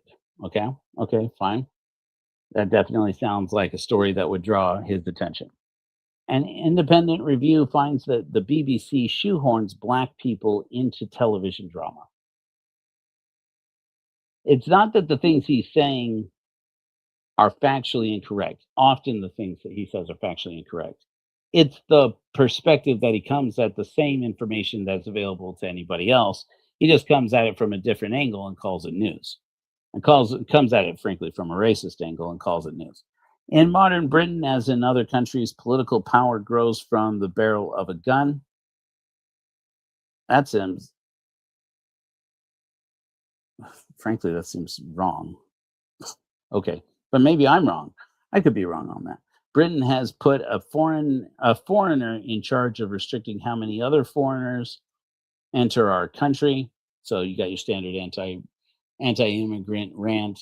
This definitely sounds like the guy who claims he has a career consulting with filmmakers on history or culture, and really what it is apparently I wouldn't be surprised. I don't have more proof than what I have shown you so far, and it's not definitive proof, that he probably is on the payroll of Daily Wire, or at least has some kind of arrangement with Daily Wire, saying, if you'll platform my books alongside those of real historians, you can say that you got all this from my books, and because he knows that their audience is going to love that. Their audience and his audience are the same audience. Why is there a move to screen black men for cancer of the prostate, and what is that? And what is the significance? Is another one of his videos. The multi-faith prayer room, a visible sign of the creeping Islamification of Britain. How Keir Starmer's scheme to reduce immigration from France actually increased it. More anti. The guy doesn't make. Where are this guy's documentaries about, the history of the Roman Empire? Where are his documentaries even about the history of shipping in the Netherlands? Where is any interesting content about history? Which you have here is this guy ranting about race all the time. He's ranting about race, and he's ranting about immigration pretty much nonstop. I'm going to show you a little bit of a video that I had begun watching. I think that this is the video I've been watching just a day ago. Is this it? I'm sure it won't matter. Oh yeah, here we go. Yeah, this is the video. When I started researching this is the video I had watched of his. I'm not going to play a lot of it, not just because I'm worried about getting the live taken down. Anybody still with me here? You guys are still with me? Not just because I'm worried about the live taken down, but frankly, I just don't want to platform much of what this guy is saying. This is just a sample, okay? Right from the get-go off the top of this guy's video. Switch to TurboTax. Shut up, TurboTax. Hello again. One of the things which I find fascinating is irrational beliefs. I don't mean beliefs which are false, but rather those which are held on grounds other than the strictly logical and rational. And some religious beliefs are like that, of course. I'm not thinking here so much as faith in the existence of God in itself, for that can be held on purely rational grounds, but rather the details of individual religions. Okay. Do I need to explain much about how it is this guy is already pissing me off? All right.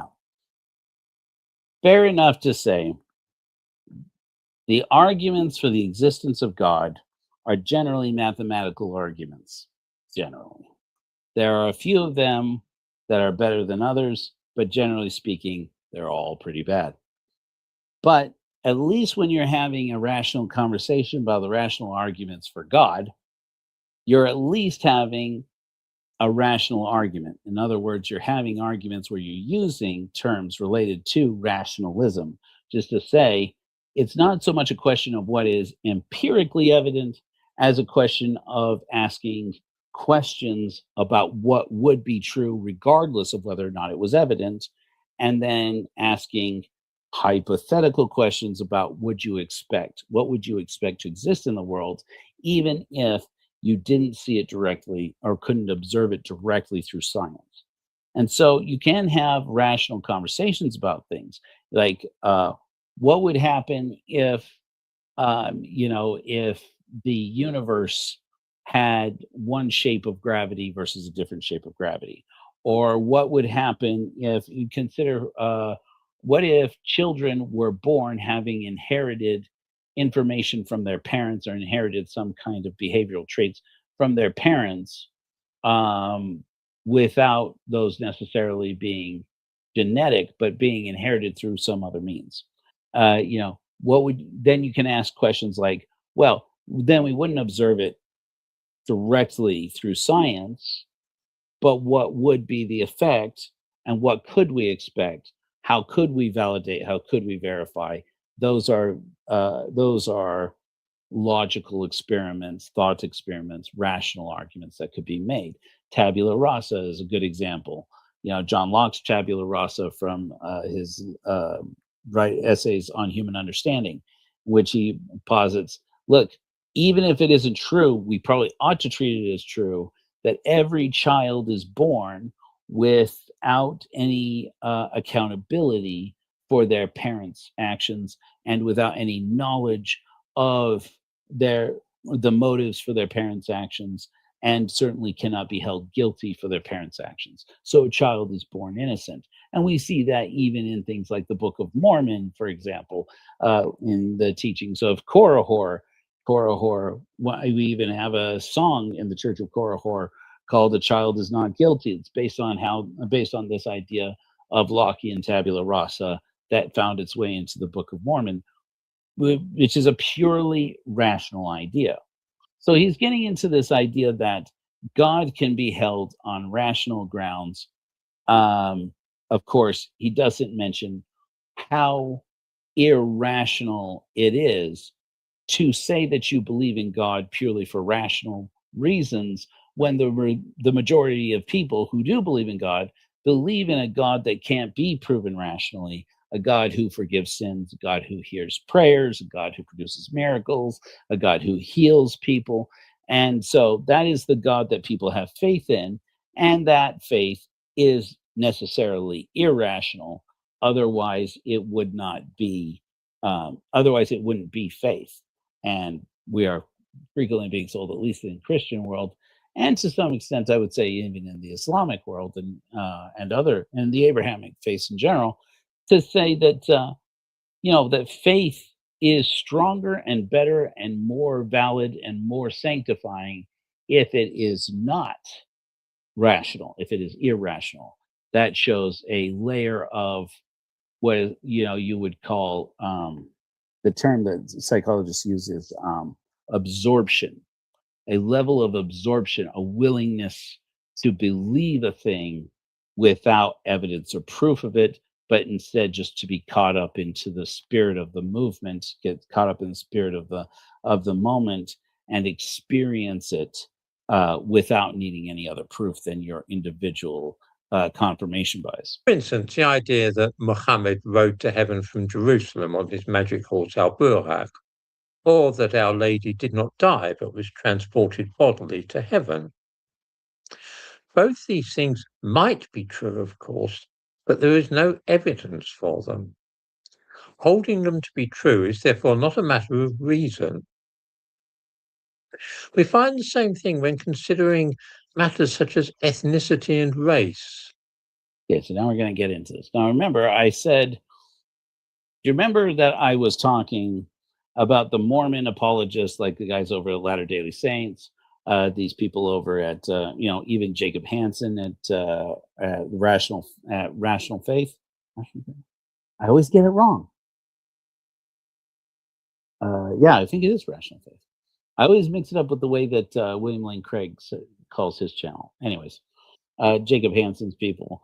You get these apologists, even the professional apologists, the ones who aren't just YouTube creators, but who are, full-time Mormon apologists, will often use this same rhetoric in which it's not so much the facts that they say that are incorrect, though they often get their facts wrong, or they say it in a way that is not sustainable by the evidence.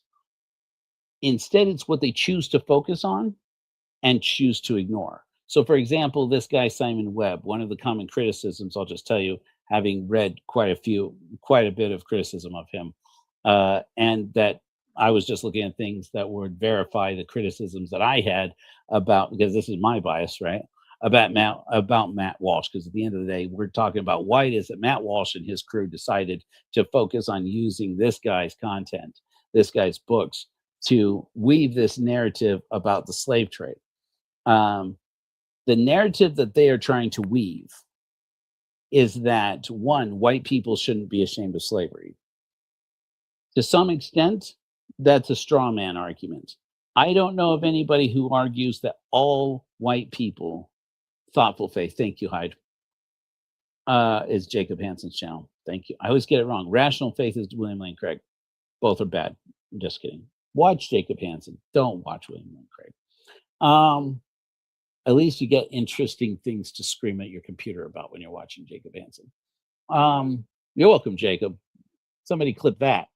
And yeah, Jacob, you can, there you go. That's my return for your having said I was your favorite atheist. But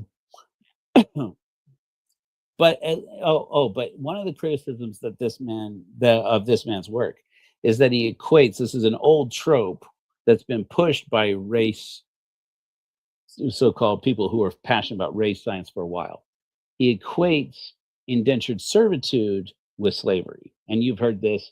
You'll hear this narrative repeated on Fox News. You'll hear it repeated on conservative bloggers, and so forth, is they'll say, look, many people don't know that among the people who owned slaves were Black people.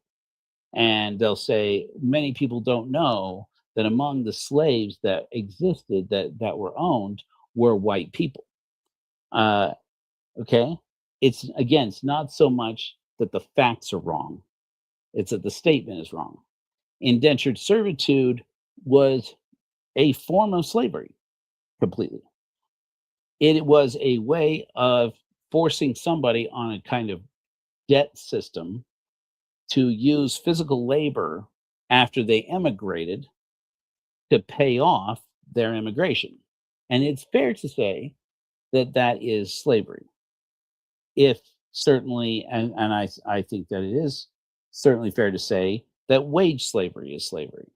But you'd be very hard pressed to find somebody who believes that indentured servitude is slavery and doesn't to agree also that wage slavery is slavery, which is to say that when somebody is forced to work for wages lower than the cost of living in the area where they live, it is a system in which they are effectively being paid only enough to make sure that they continue in debt and are never able to actually invest in themselves and invest in their future and create generational wealth, etc., because the system intentionally is systemically trying to keep them from being able to garner that generational wealth. And so that's your system of wage slavery. Another form of slavery that you can mention that is slavery would be sharecropping. It's basically a similar concept.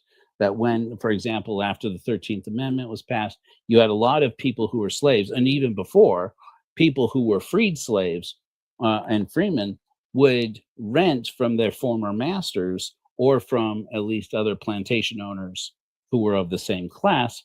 They would rent small farms, work those small farms, and all of the revenue and or product of that farm went to the plantation owners that they were renting from, and any money that they happened to get to provide for themselves would end up being spent at retail outlets or wholesale outlets or company stores. They're also owned by the same class, owned by the same group of people. So even the money that they spend, that they earn, winds up going back into the hands of the people who used to be slave owners, or whether theirs or at least were slave owners in the same region. And so you have this system of sharecropping that is, frankly, at a glance, very, very obviously another form of slavery. Well, to say that indentured servitude is another form of slavery is surely true. To equate it with the same as chattel slavery is just not right. What makes American slavery And again, the straw man argument that Matt Walsh makes in the documentary is that most people will say, with no evidence, by the way, that I saw, no studies to support this, but okay, never mind, that America invented slavery and that the transatlantic slave trade was invented for America. I don't know anybody who thinks that. Now, maybe some dotards out there do think that that's true. Well, certainly that's not true. Slavery was happening, but long before America existed. You remember that there were slaves already in America when the Revolution happened. There had been slaves here for hundreds of years, even before the British landed and founded colonies in America. There were slaves all throughout what we call Latin America now. We call it Latin America because it was settled or conquered by the Spanish conquistadors, who had the discovery doctrine. Talked about this many times in this series. It keeps coming up because it is continually relevant. That the doctrine of discovery declared by the Pope was that if any culture or any nation, any people did not convert to Christianity, they could be exterminated or they could be taken as slaves and all of their material wealth seized, because God had meant for the world to be Christian. And so by the time that America shows up on the scene, slavery has existed in the Americas for hundreds of years. And that didn't just happen in the Americas all of a sudden out of the doctrine of discovery either. Of course, it had existed all over the world for a while. So when people say, for example, that the word slave comes from the word Slav because Russians were among the first slaves, I've seen both ways on that. I don't think that it really matters. But the attention on that, why it would even matter what the etymology of the word slave is, to say that it was Russian, is this implication that the first slaves were white people. There's no indication, no reason to believe that any group of people were the first slaves. There are slaves talked about in the Bible and slavery talked about in the Bible. But as any person who defends the Bible will tell you, well, there were slaves, but then you had slaves and then there were slaves. And these were different kind of slaves. They were indentured servants. All of a sudden, indentured servitude isn't the same thing as a slave who was born in chattel slavery. What is particularly unique to American chattel slavery, as far as I am aware, is that this is the first nation that had a system wherein slaves were born slaves, expected to live all their life as slaves, and if they were freed, were only freed by the generosity of their masters. That's not indentured servitude. To say that, oh, well, there were Irish slaves and there were Scottish slaves and there were slaves from all over Western and Eastern Europe. Yes, there were indentured servants of those various kinds. To say that that is the same as chattel slavery is just outright lies. There were breeding plantations in America, that is to say, plantations where slaves were made forcibly.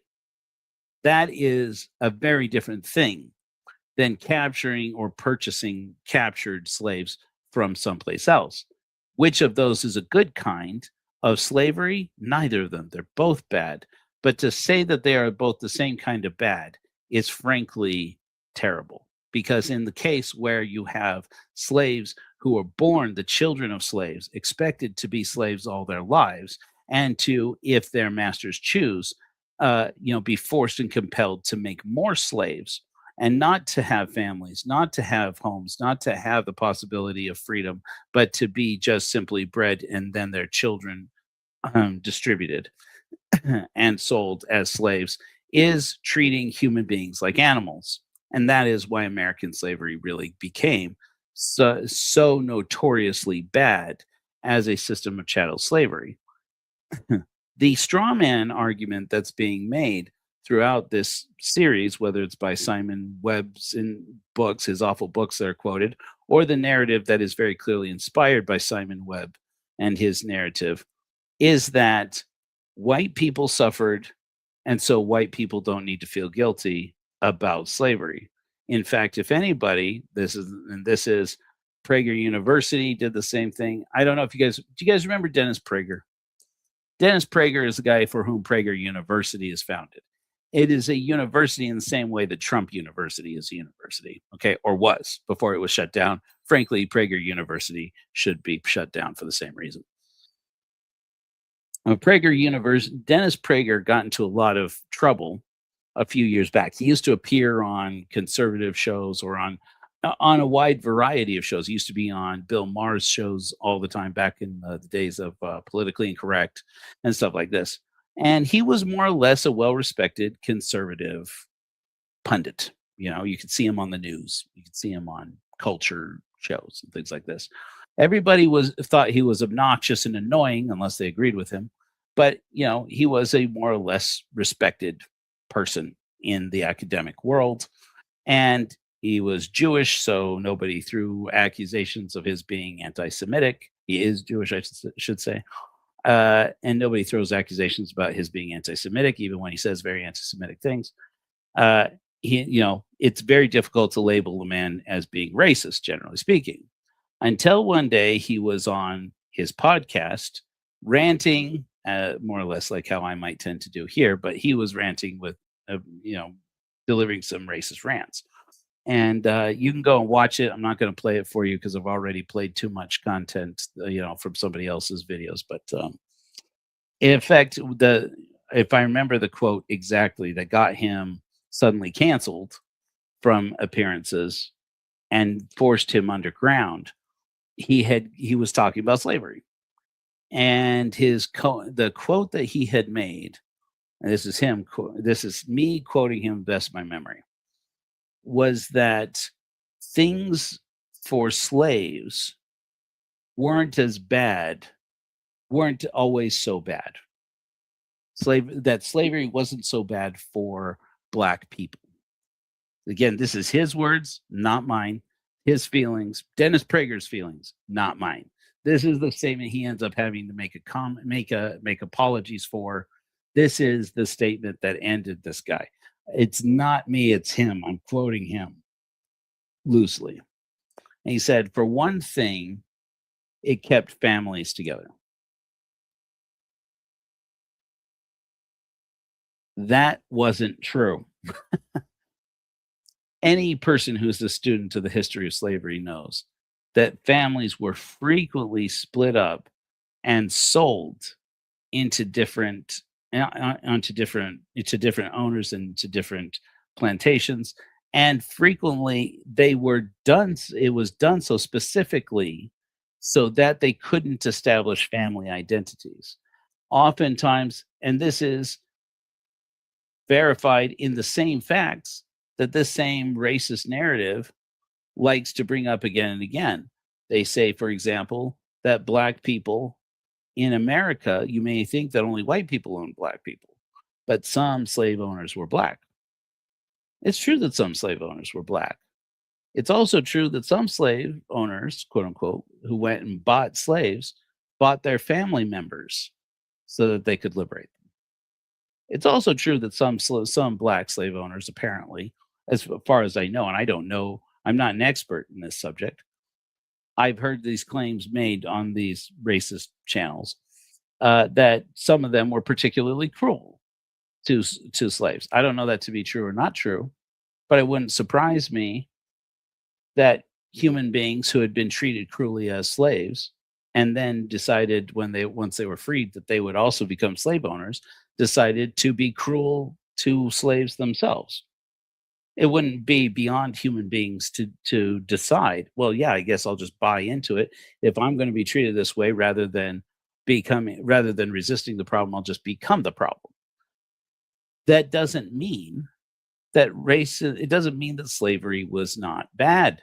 And it doesn't mean that anything that came out of the Reconstruction Amendments is immoral or unconstitutional because It's just meant as the narrative is being given by Matt Walsh's crew, and I'm just giving you my interpretation, having actually watched the content.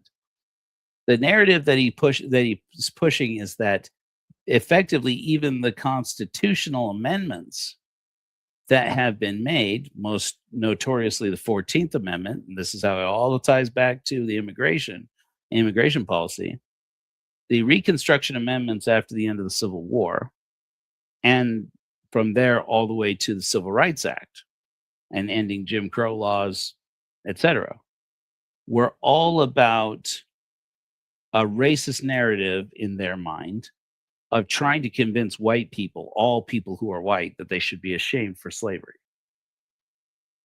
When really, any person who knows the history of the Reconstruction Amendments, and I admit I only have the government propagandized version, and it is government propagandized version, and whatever research I do over time, reading, for example,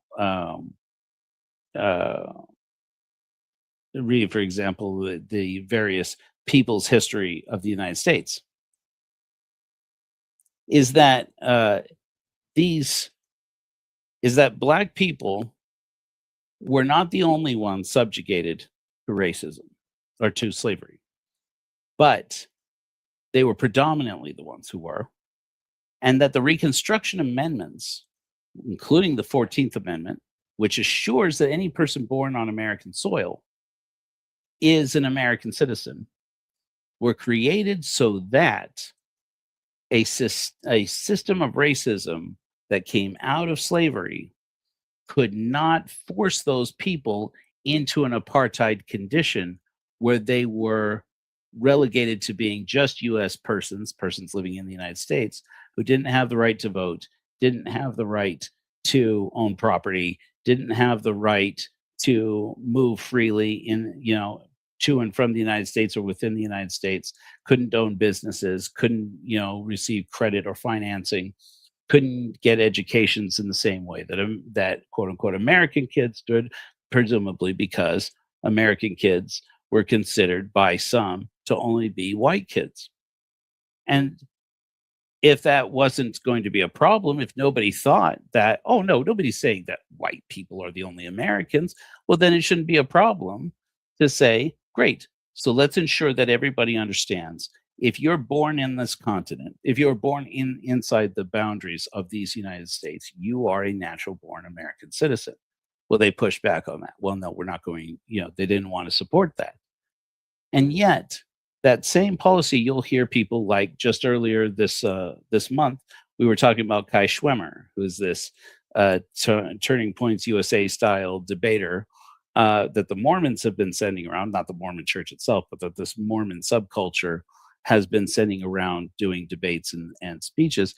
Recently gave a speech here in Utah, I believe, where he talks about we should do away with the 14th Amendment. They've been trying to get rid of it. There are people at work here who have been trying to get rid of the Reconstruction Amendments from the Civil War since they were passed. Generally speaking, those people are relegated to the ash heap of history. They are treated as outcasts and fringe, liars and, and bigots. But now we live in a culture and a system and a day and age where they instead are being platformed at the center of movements that are being financed by shadowy groups that are not one ethnic group. They're not one, organization. Of course, conspiracy theories will abound that it is said ethnic group that is doing this, or that it is the Freemasons doing this, or it is, whatever. Okay.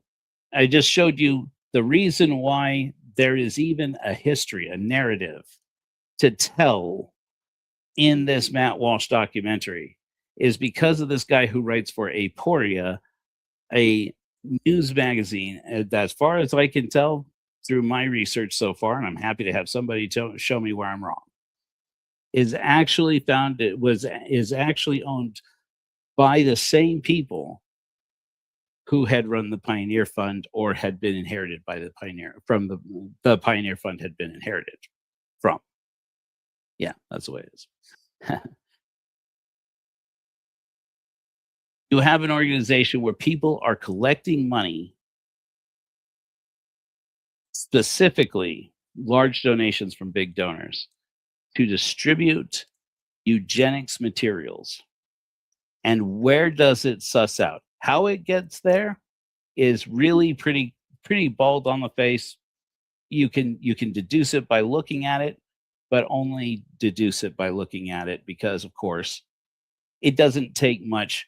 Once it's published in a forum like Aporia and then this guy Simon Webb's books, all you have to do is take the information, put his name on there, put the name of a book on there in one or two sections, and then you can build your whole narrative and add quotes from other historians in there. And it looks like all these historians agree that this is the case and say things that are outright lies.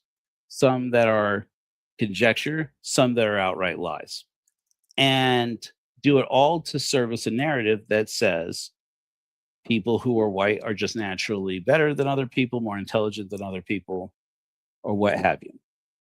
Go on and fill it in with all the same dog whistles that we hear again and again. Like they will say 80% of the crimes are committed by 20% of the people. They didn't say anything racist there. Well, yeah, actually they did, because everybody knows what they mean by that. This is how you perpetuate these lies and stereotypes in an age and in a day and age where, by and large, the institutions that we trust, whether that's journalism, education, libraries,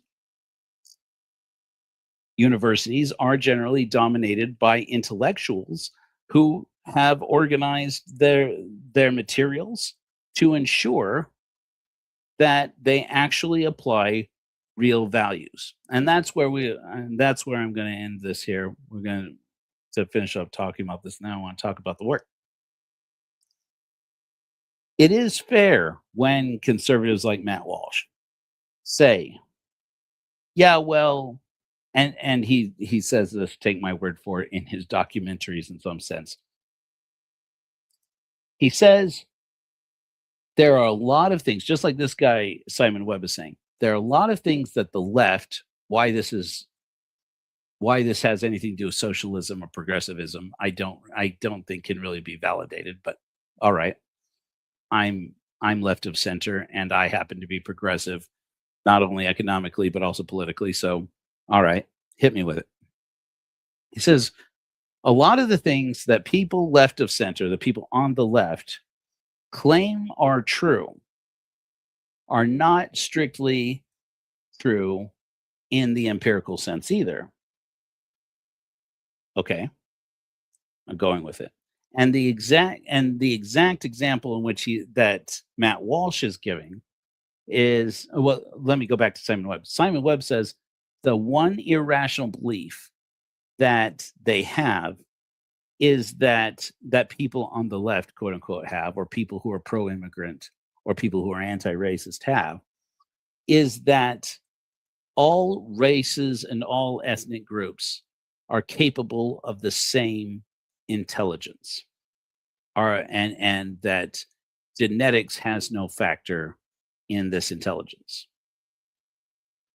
To say that we believe that, not because, and I will throw my hat in the ring to say, I do believe that ethnicity does not play into a person's ability to be intelligent or capable.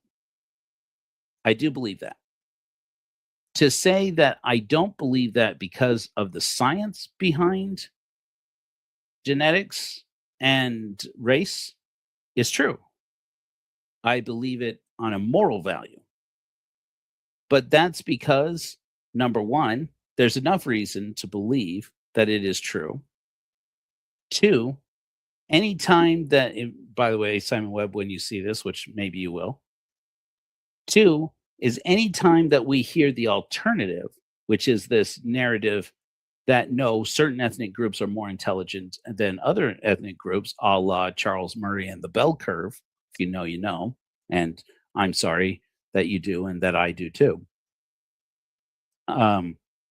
Whenever we hear that, we find out that the science is either seriously flawed in its methodology, or the science is generated to confirm the bias of very racist people like Charles Murray or Simon Webb, apparently. I mean, not apparently. I mean, I've consumed enough of this guy's content just going through his videos and reading a little bit of his writing to say, wow, this is probably one of the more racist people I've probably ever heard of. And to look at it and say, look, I don't want to live in a world where there are values that value people on the basis of their ethnic group. And I remember this goes back actually to atheism and Sam Harris. About some of you who are atheists may remember, or who just like Sam Harris's content. I think Sam Harris is one of the more brilliant people, not just among atheists and among neuroscientists, but frankly, one of the most brilliant people I've ever heard of. I've read Sam Harris's books. I followed Sam Harris's content for a while. I like Sam Harris. I don't agree with Sam Harris on everything. I thought that his anti-trans rant after the 2024 election was particularly unlikable. But I remember the interview he had with Charles Murray about the bell curve. This was before he denounced Charles Murray, and if I remember correctly, he said something to the effect of, I never probably should have had that guy on my show, knowing now that he was going behind closed doors in meetings where he was basically delivering racist rants against Black people. And if you don't know, The Bell Curve is a book that Charles Murray and one of his co-authors wrote years ago that took IQ scores of people of different ethnic groups and tried to distinguish which different ethnic groups were faster and better at calculating logical processes off the top of their heads. This was given under the false assumption that IQ tests are completely, quote unquote, study agnostic, which means that it doesn't matter how much you study, how well you read, how much you practice, your IQ is your IQ, regardless of how smart you are in terms of book smarts, in terms of the amount of content and information you have or practice that you have. Well, subsequent studies have shown that that is not true, that people who score well at IQ tests, yes, may have some natural ability for taking IQ tests, but they could actually improve their scores by practicing IQ tests and by learning how IQ tests were written, more about how IQ tests were written and how to answer them, and how they were how you could generally gain the system by answering true and false questions, for example, faster, getting to questions where you have to think about the answer faster, so you make sure that you get to the other ones faster, and completing it in shorter time. You can learn how to game the system and actually improve your test scores in IQ tests significantly. That's part of the reason why you'll notice they stopped using IQ tests to try for things like placement into work positions. It used to be at one point that everybody thought, well, eventually we'll just give everybody an IQ test and we'll be able to sort them out by what jobs you can do. If you had a low IQ, you definitely could never be a lawyer. If you had a lower IQ, you could definitely never be a computer programmer. If you had a lower IQ, you could maybe, do this job or that job, and that would be one way of sorting people by IQ, by their natural ability to process logic. Sure, most people have, generally speaking, a range of how they are going to score an IQ test, no matter how much preparation they have. But the fact that you can fundamentally change your IQ score by practicing IQ tests and learning how IQ tests are written mean that it is not study agnostic. That the truth is that if, for example, white people scored better than people of other ethnic groups, it's because they had been taught how to take IQ tests, and that was it. And Charles Murray wouldn't ever have admitted to that. He resists it every chance he gets. And when Sam Harris, but I mentioned the Sam Harris interview because Sam Harris brings up to him, and I'll never forget it because it stuck out in my mind. Sam Harris says, most of my colleagues, because remember, Sam Harris is a neuroscientist. He says he said he read the bell curve and he looked into the science, and he said it's not so much the scientific method, the methodology I want to address with you. But he said myself and most of my colleagues want to know, why would you even look at this? He says I want, and Charles Murray challenged him. And he said that's a very ascientific point of view, basically saying that our motive for looking at the science would change the data that came out. But it necessarily does, because the methodology that they are using is not being checked for the fact that the bias of the people conducting the test, which turns out to be a very instructive and informative thing when you consider that the way that they're judging the ability of people of different ethnic groups is based almost exclusively on IQ tests.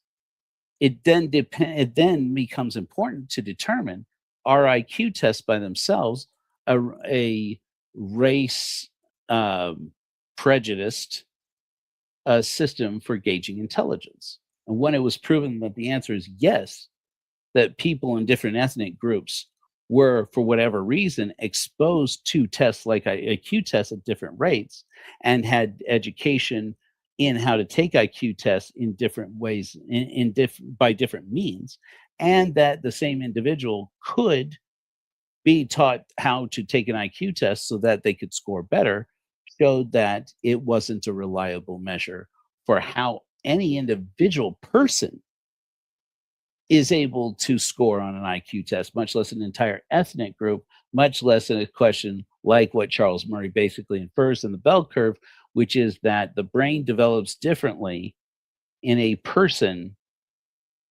with certain genetic factors, and those genetic factors are all being inherited through race. And that, which is in the core, in the nutshell of it, at the very heart of that question is eugenics. And so it seems almost counterintuitive, but I would say the critical thinking standard here is to say, yes, absolutely, it is an ad hominem to disqualify anybody's scientific claims by saying you are a bad person, if racism were exclusively about being a bad person. But racism isn't exclusively about the quality and morality of a person. Racism is about the quality of the thinking. And the quality of the thinking that needs to be addressed in that is there really isn't race as we are taught it. And that the people who want you to believe in race as it has been taught, and that there are groups of people who exclusively descend from these various groups of people, and that their behaviors can be therefore, classified into certain traits, et cetera, et cetera, et cetera, et cetera, and validate all of these prejudices that some people have. That whole narrative is based largely on either biblical traditions or traditions that come from some other cultural groups, holy books that tell a history and the narrative of the distribution of race in this world, that is based on claims that are easily debunked by looking at the history of the human family, looking at the diversity of gifts and talents and traits of people within the same ethnic group, and looking at the history, looking at haplogroups, looking at how families have married between families over the entirety of the history of the human species. And to see how frequently that changes, and how many factors factor into cultural motifs, factor into natural gifts and abilities, factor into even physical traits like melanin in skin tone, which ultimately results in skin tone, right? Or any other such factors, that these things vary so much within the same group and are indicators, if anything, of the interracial marriage of different family groups to look at it and go back and say, well, this race it comes from here, comes from this, the only way to justify it, the race as we are sold it. For example, as we saw a couple of weeks ago with that interview done by this Turning Point USA kid with the head of the Klan, was to believe in a narrative that says that 6,000 years ago, God put Adam and Eve in a garden and told them not to eat a fruit from a tree. And then as a result, a couple thousand years later, a guy named Noah and his sons end up on a boat, and they are the ancestors of every living person in the world.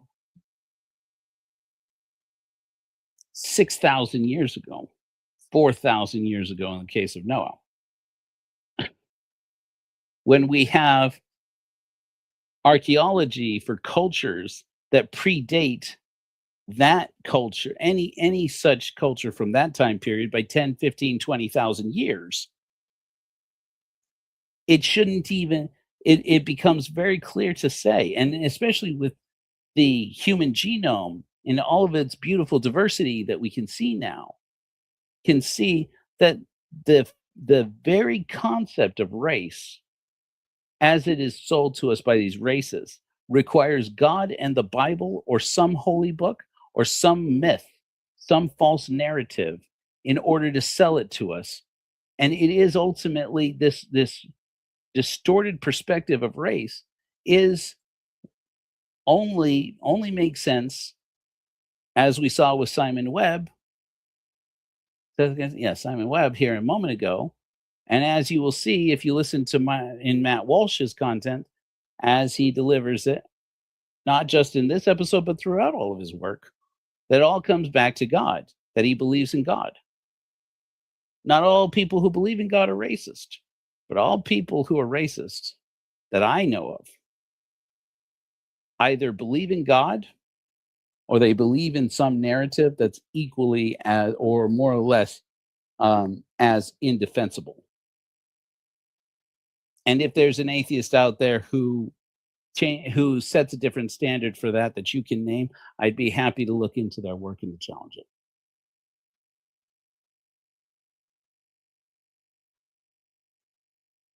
Oh, it's interesting, Hyde. Cool.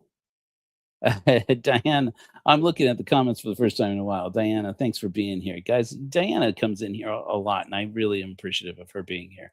And of course, my good friend Hyde, it's good to see you guys again. We're going to finish up talking about the work. I was thinking I would show you guys our new hymn that I've been working on. So thank you very much. I like this comment a lot, Hyde. Leviticus rules of slavery talk about those born as slaves. That is true. But another thing is that one of the defenses that people who believe in the Bible make for slavery, and it's just ridiculous. There should be no excuse for slavery, whether it's incarcerated slavery. I mean, these are values. These are values that we agree upon because we want to live in a world without slavery, and we don't need any more empirical information, if any empirical information is even available, to value it and say, look, it comes down to this simple logic, some of our values. I am a conscious being. I would hate being a slave. Other people are conscious beings. If those people are anything like me, and chances are they are, I mean, we're all pretty closely related here, and we all have pretty similar experiences. And if they hate being a slave, I would want to know, because I would look at that person. I would at least want to know, does that person hate being a slave? Like, not what have they been trained to say or taught to say or threatened to say? If they could speak for themselves, would they say they hate being a slave? And if they do, and if they would, and if there is no system for finding out, do they hate being a slave? It should be very telling that the motive of whoever's making those rules for them is to make sure that nobody tries to liberate them. That is the reason why slavery had to end. And maybe it is at some point a value as fundamentally American in ideology, or as fundamentally modern in its ideology, or what have you, as religious values for people who believe in God are for them. And maybe it isn't just borne out by empirical evidence, but not all things, when it comes to our values, not all our values are borne out directly first by the evidence. They're borne out oftentimes purely from the intuition of people. That's why people say, well, you as an atheist, you place no value in intuition. It's not true at all.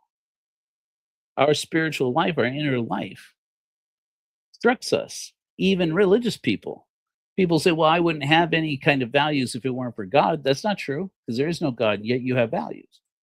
Your religious values, people who have religious values of human beings should be studied, because they may intuit some important, valuable things. Dr. King was Christian. We listened to Kai Schwimmer, was it just 2 weeks ago, ranting about how Dr. King shouldn't have a day named after him, or shouldn't have his birthday celebrated, he claimed, because Dr. King practiced a low Christology. Okay, by which you mean, I've mentioned this many times, by the way. One of my favorite things I learned about Dr. King, I learned in high school, because I read the letter from Birmingham jail when I was in high school for my speech and debate courses, and was greatly impressed by Dr. King. And not just because he was a civil rights leader, but because of the things he had to say.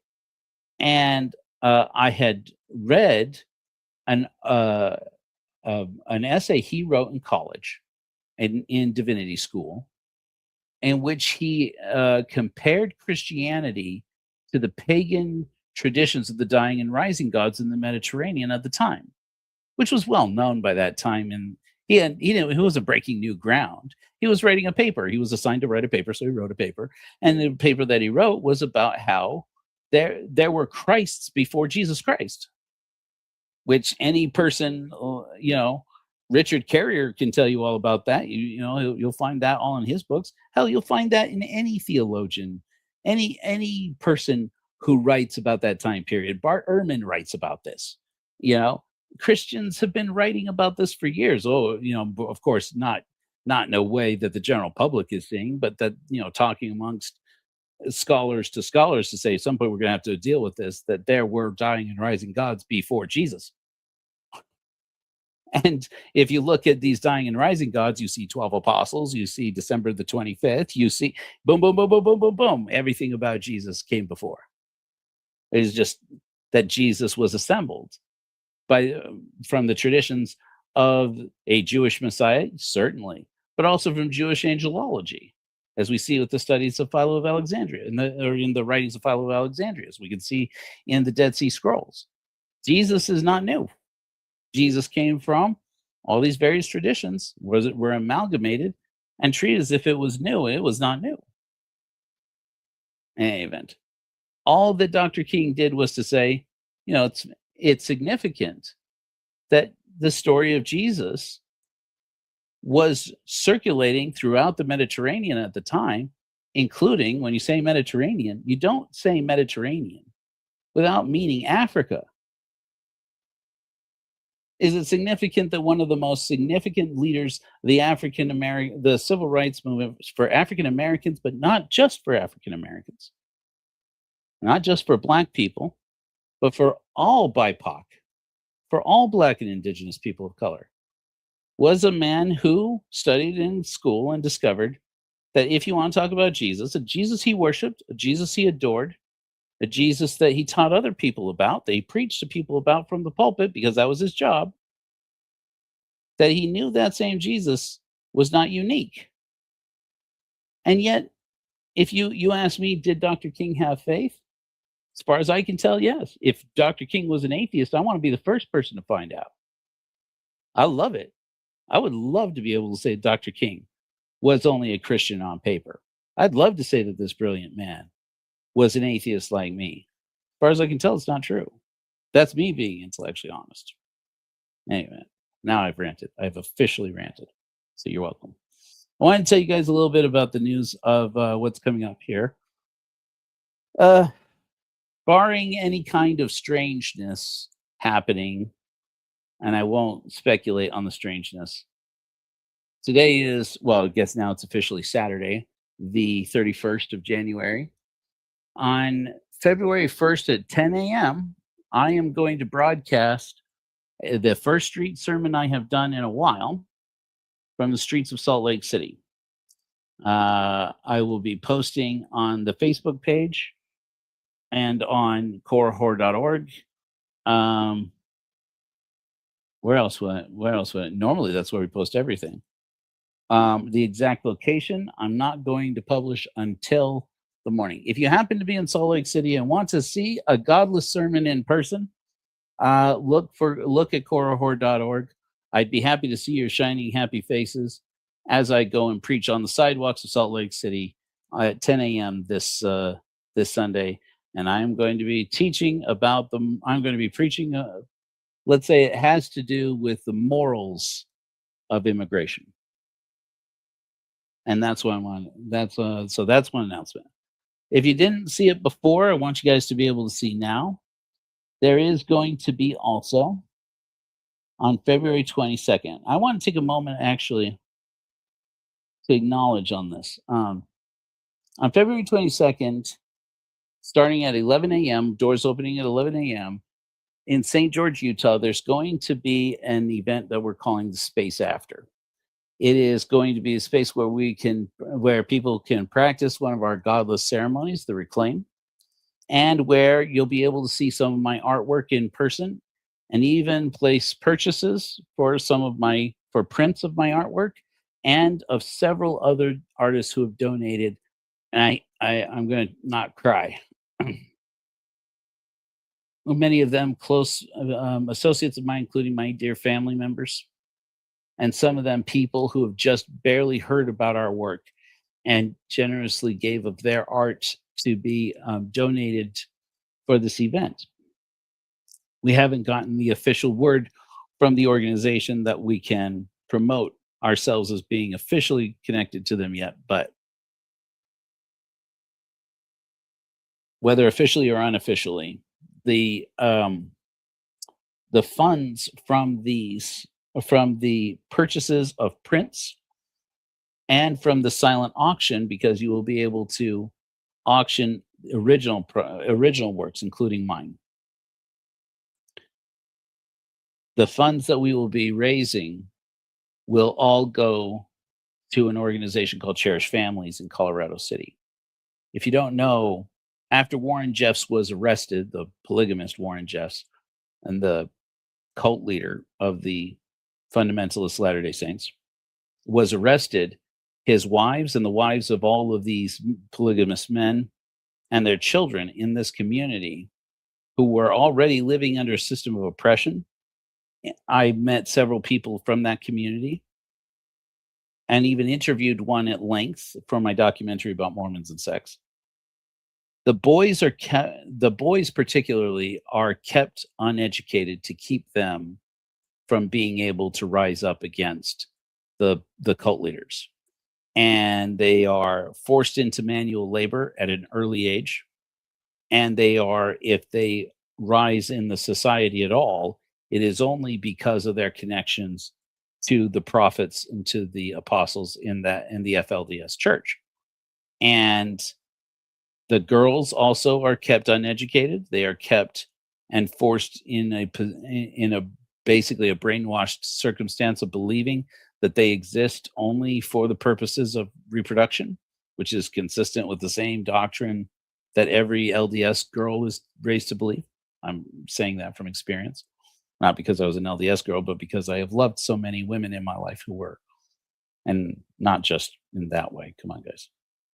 And this community, the people who I have been moved since I came to St. George, because, I'm based out of St. George, at least part-time. On the 25th, by the way, of next month of February, I'm going back to Virginia and starting up operations on the East Coast again.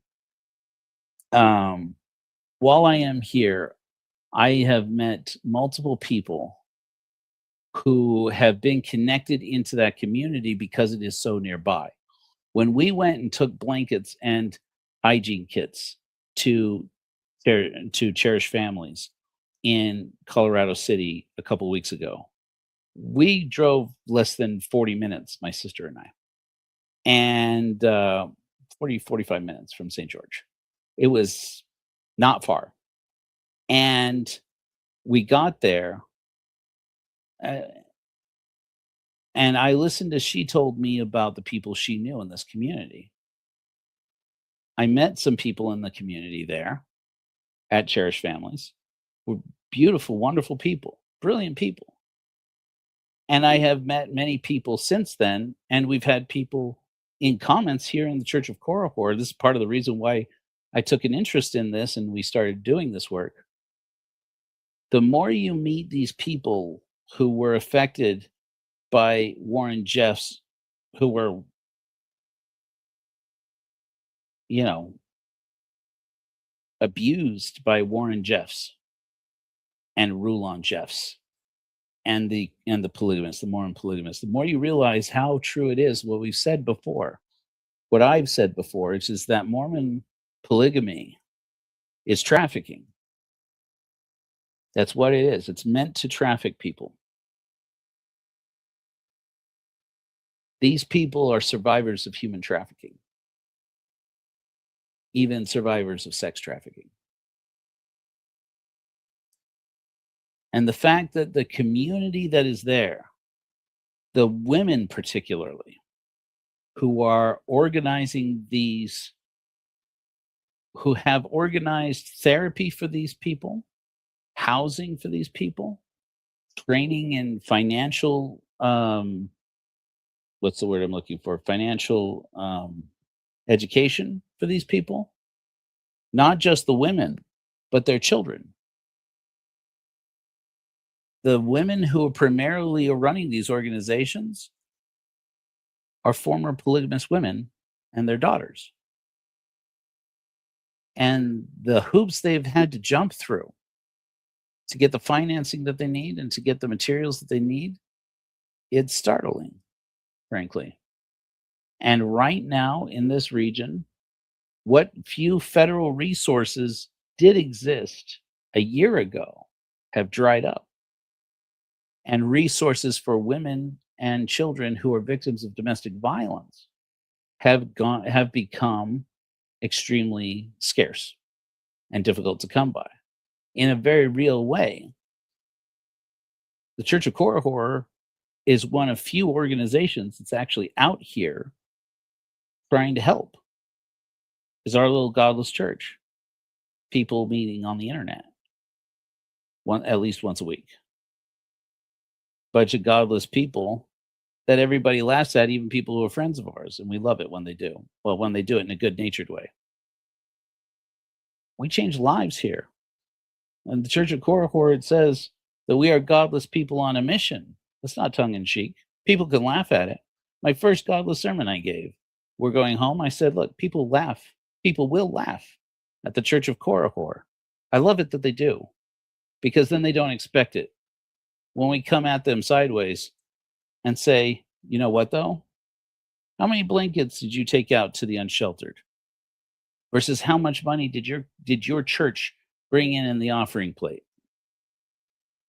How many people are freezing on the streets of Salt Lake City while the Mormon church rebuilds all of its extensive assets, including a shopping mall, including a giant conference center they can hardly fill, including building temples all over the country and all over the world for services that nobody is attending.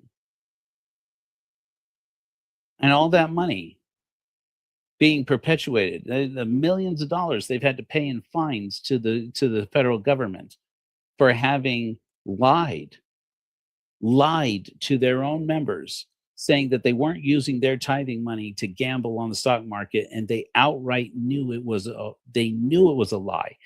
You know, when you leave the Mormon church, one of the most startling things that you find when you're supporting people who leave the church, and I love my fellow ex-Mormons, I love you all dearly, is how many people will say, do you really think the brethren know that it's all bullshit?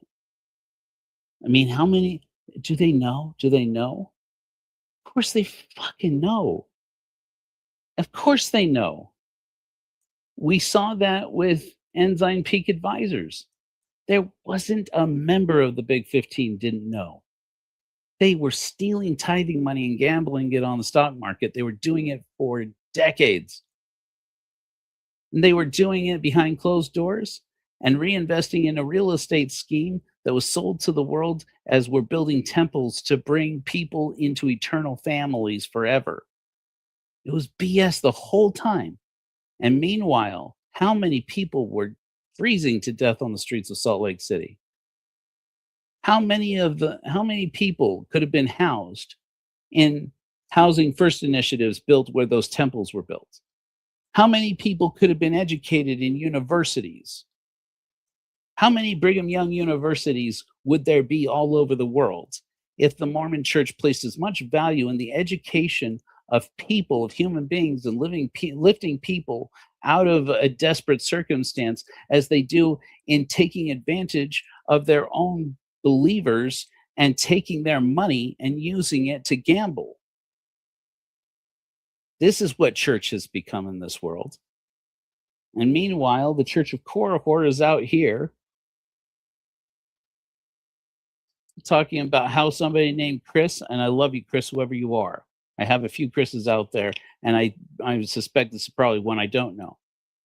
Went to an Amazon list on our website and ordered 25 emergency blankets. Use the right finger here. For me to go and take to people on the streets of Salt Lake City this Sunday. I'm doing it. This work is happening, regardless, people on a mission. And I love it. I love what we're doing. If you can give something, even if it's just $1, guys, please go to korihor.org, click on the give button, and help us out. If nothing else, it's good for your spiritual development. Don't believe me? Give it a try. You guys want to hear a new hymn? I've done enough preaching at you. It's not even Sunday. I want to share with you guys a new hymn. I'm going to remove this racist from my screen. Ugh.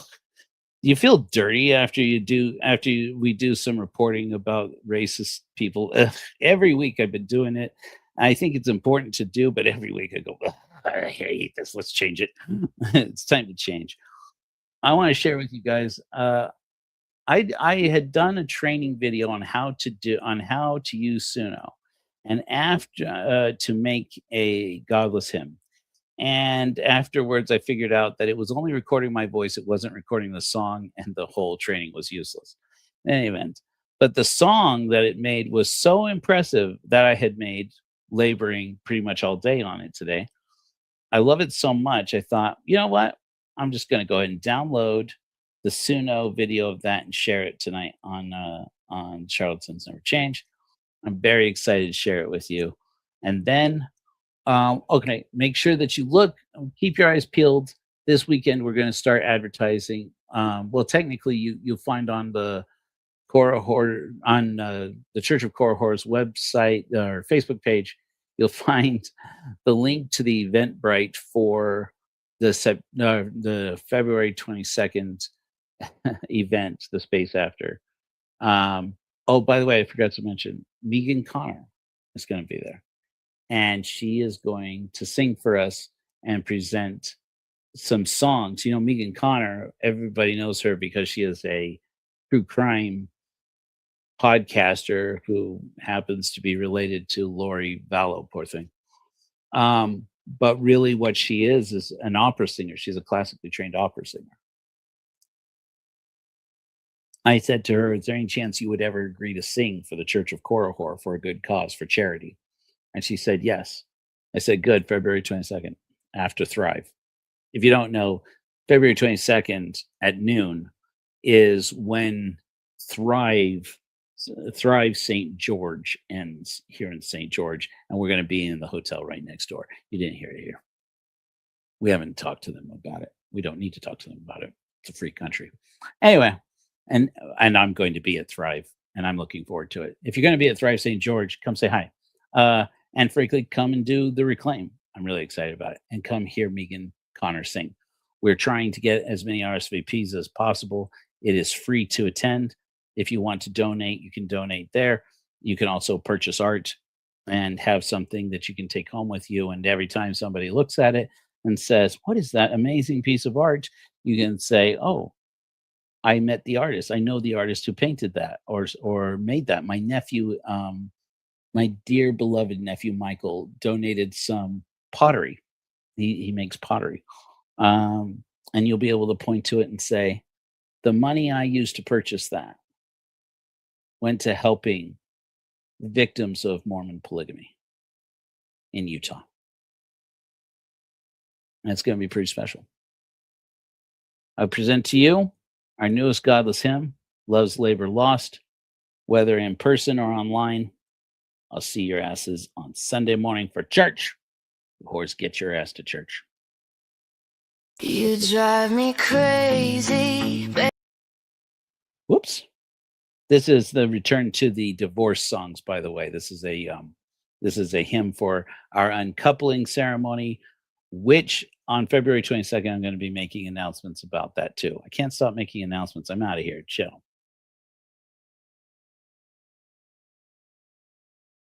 You drive me crazy, baby, we're a team. There's no I in there, but I did everything. You clock in and out, I'm on call all day.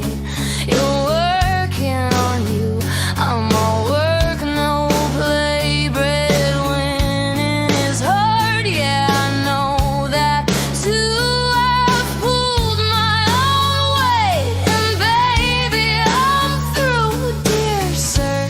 By the time you finally read this, please consider it my final notice.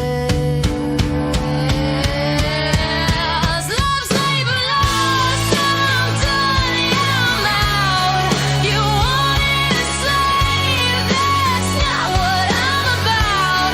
I carried all my kids, your ghost, my cross. Here's your last invoice. Was it worth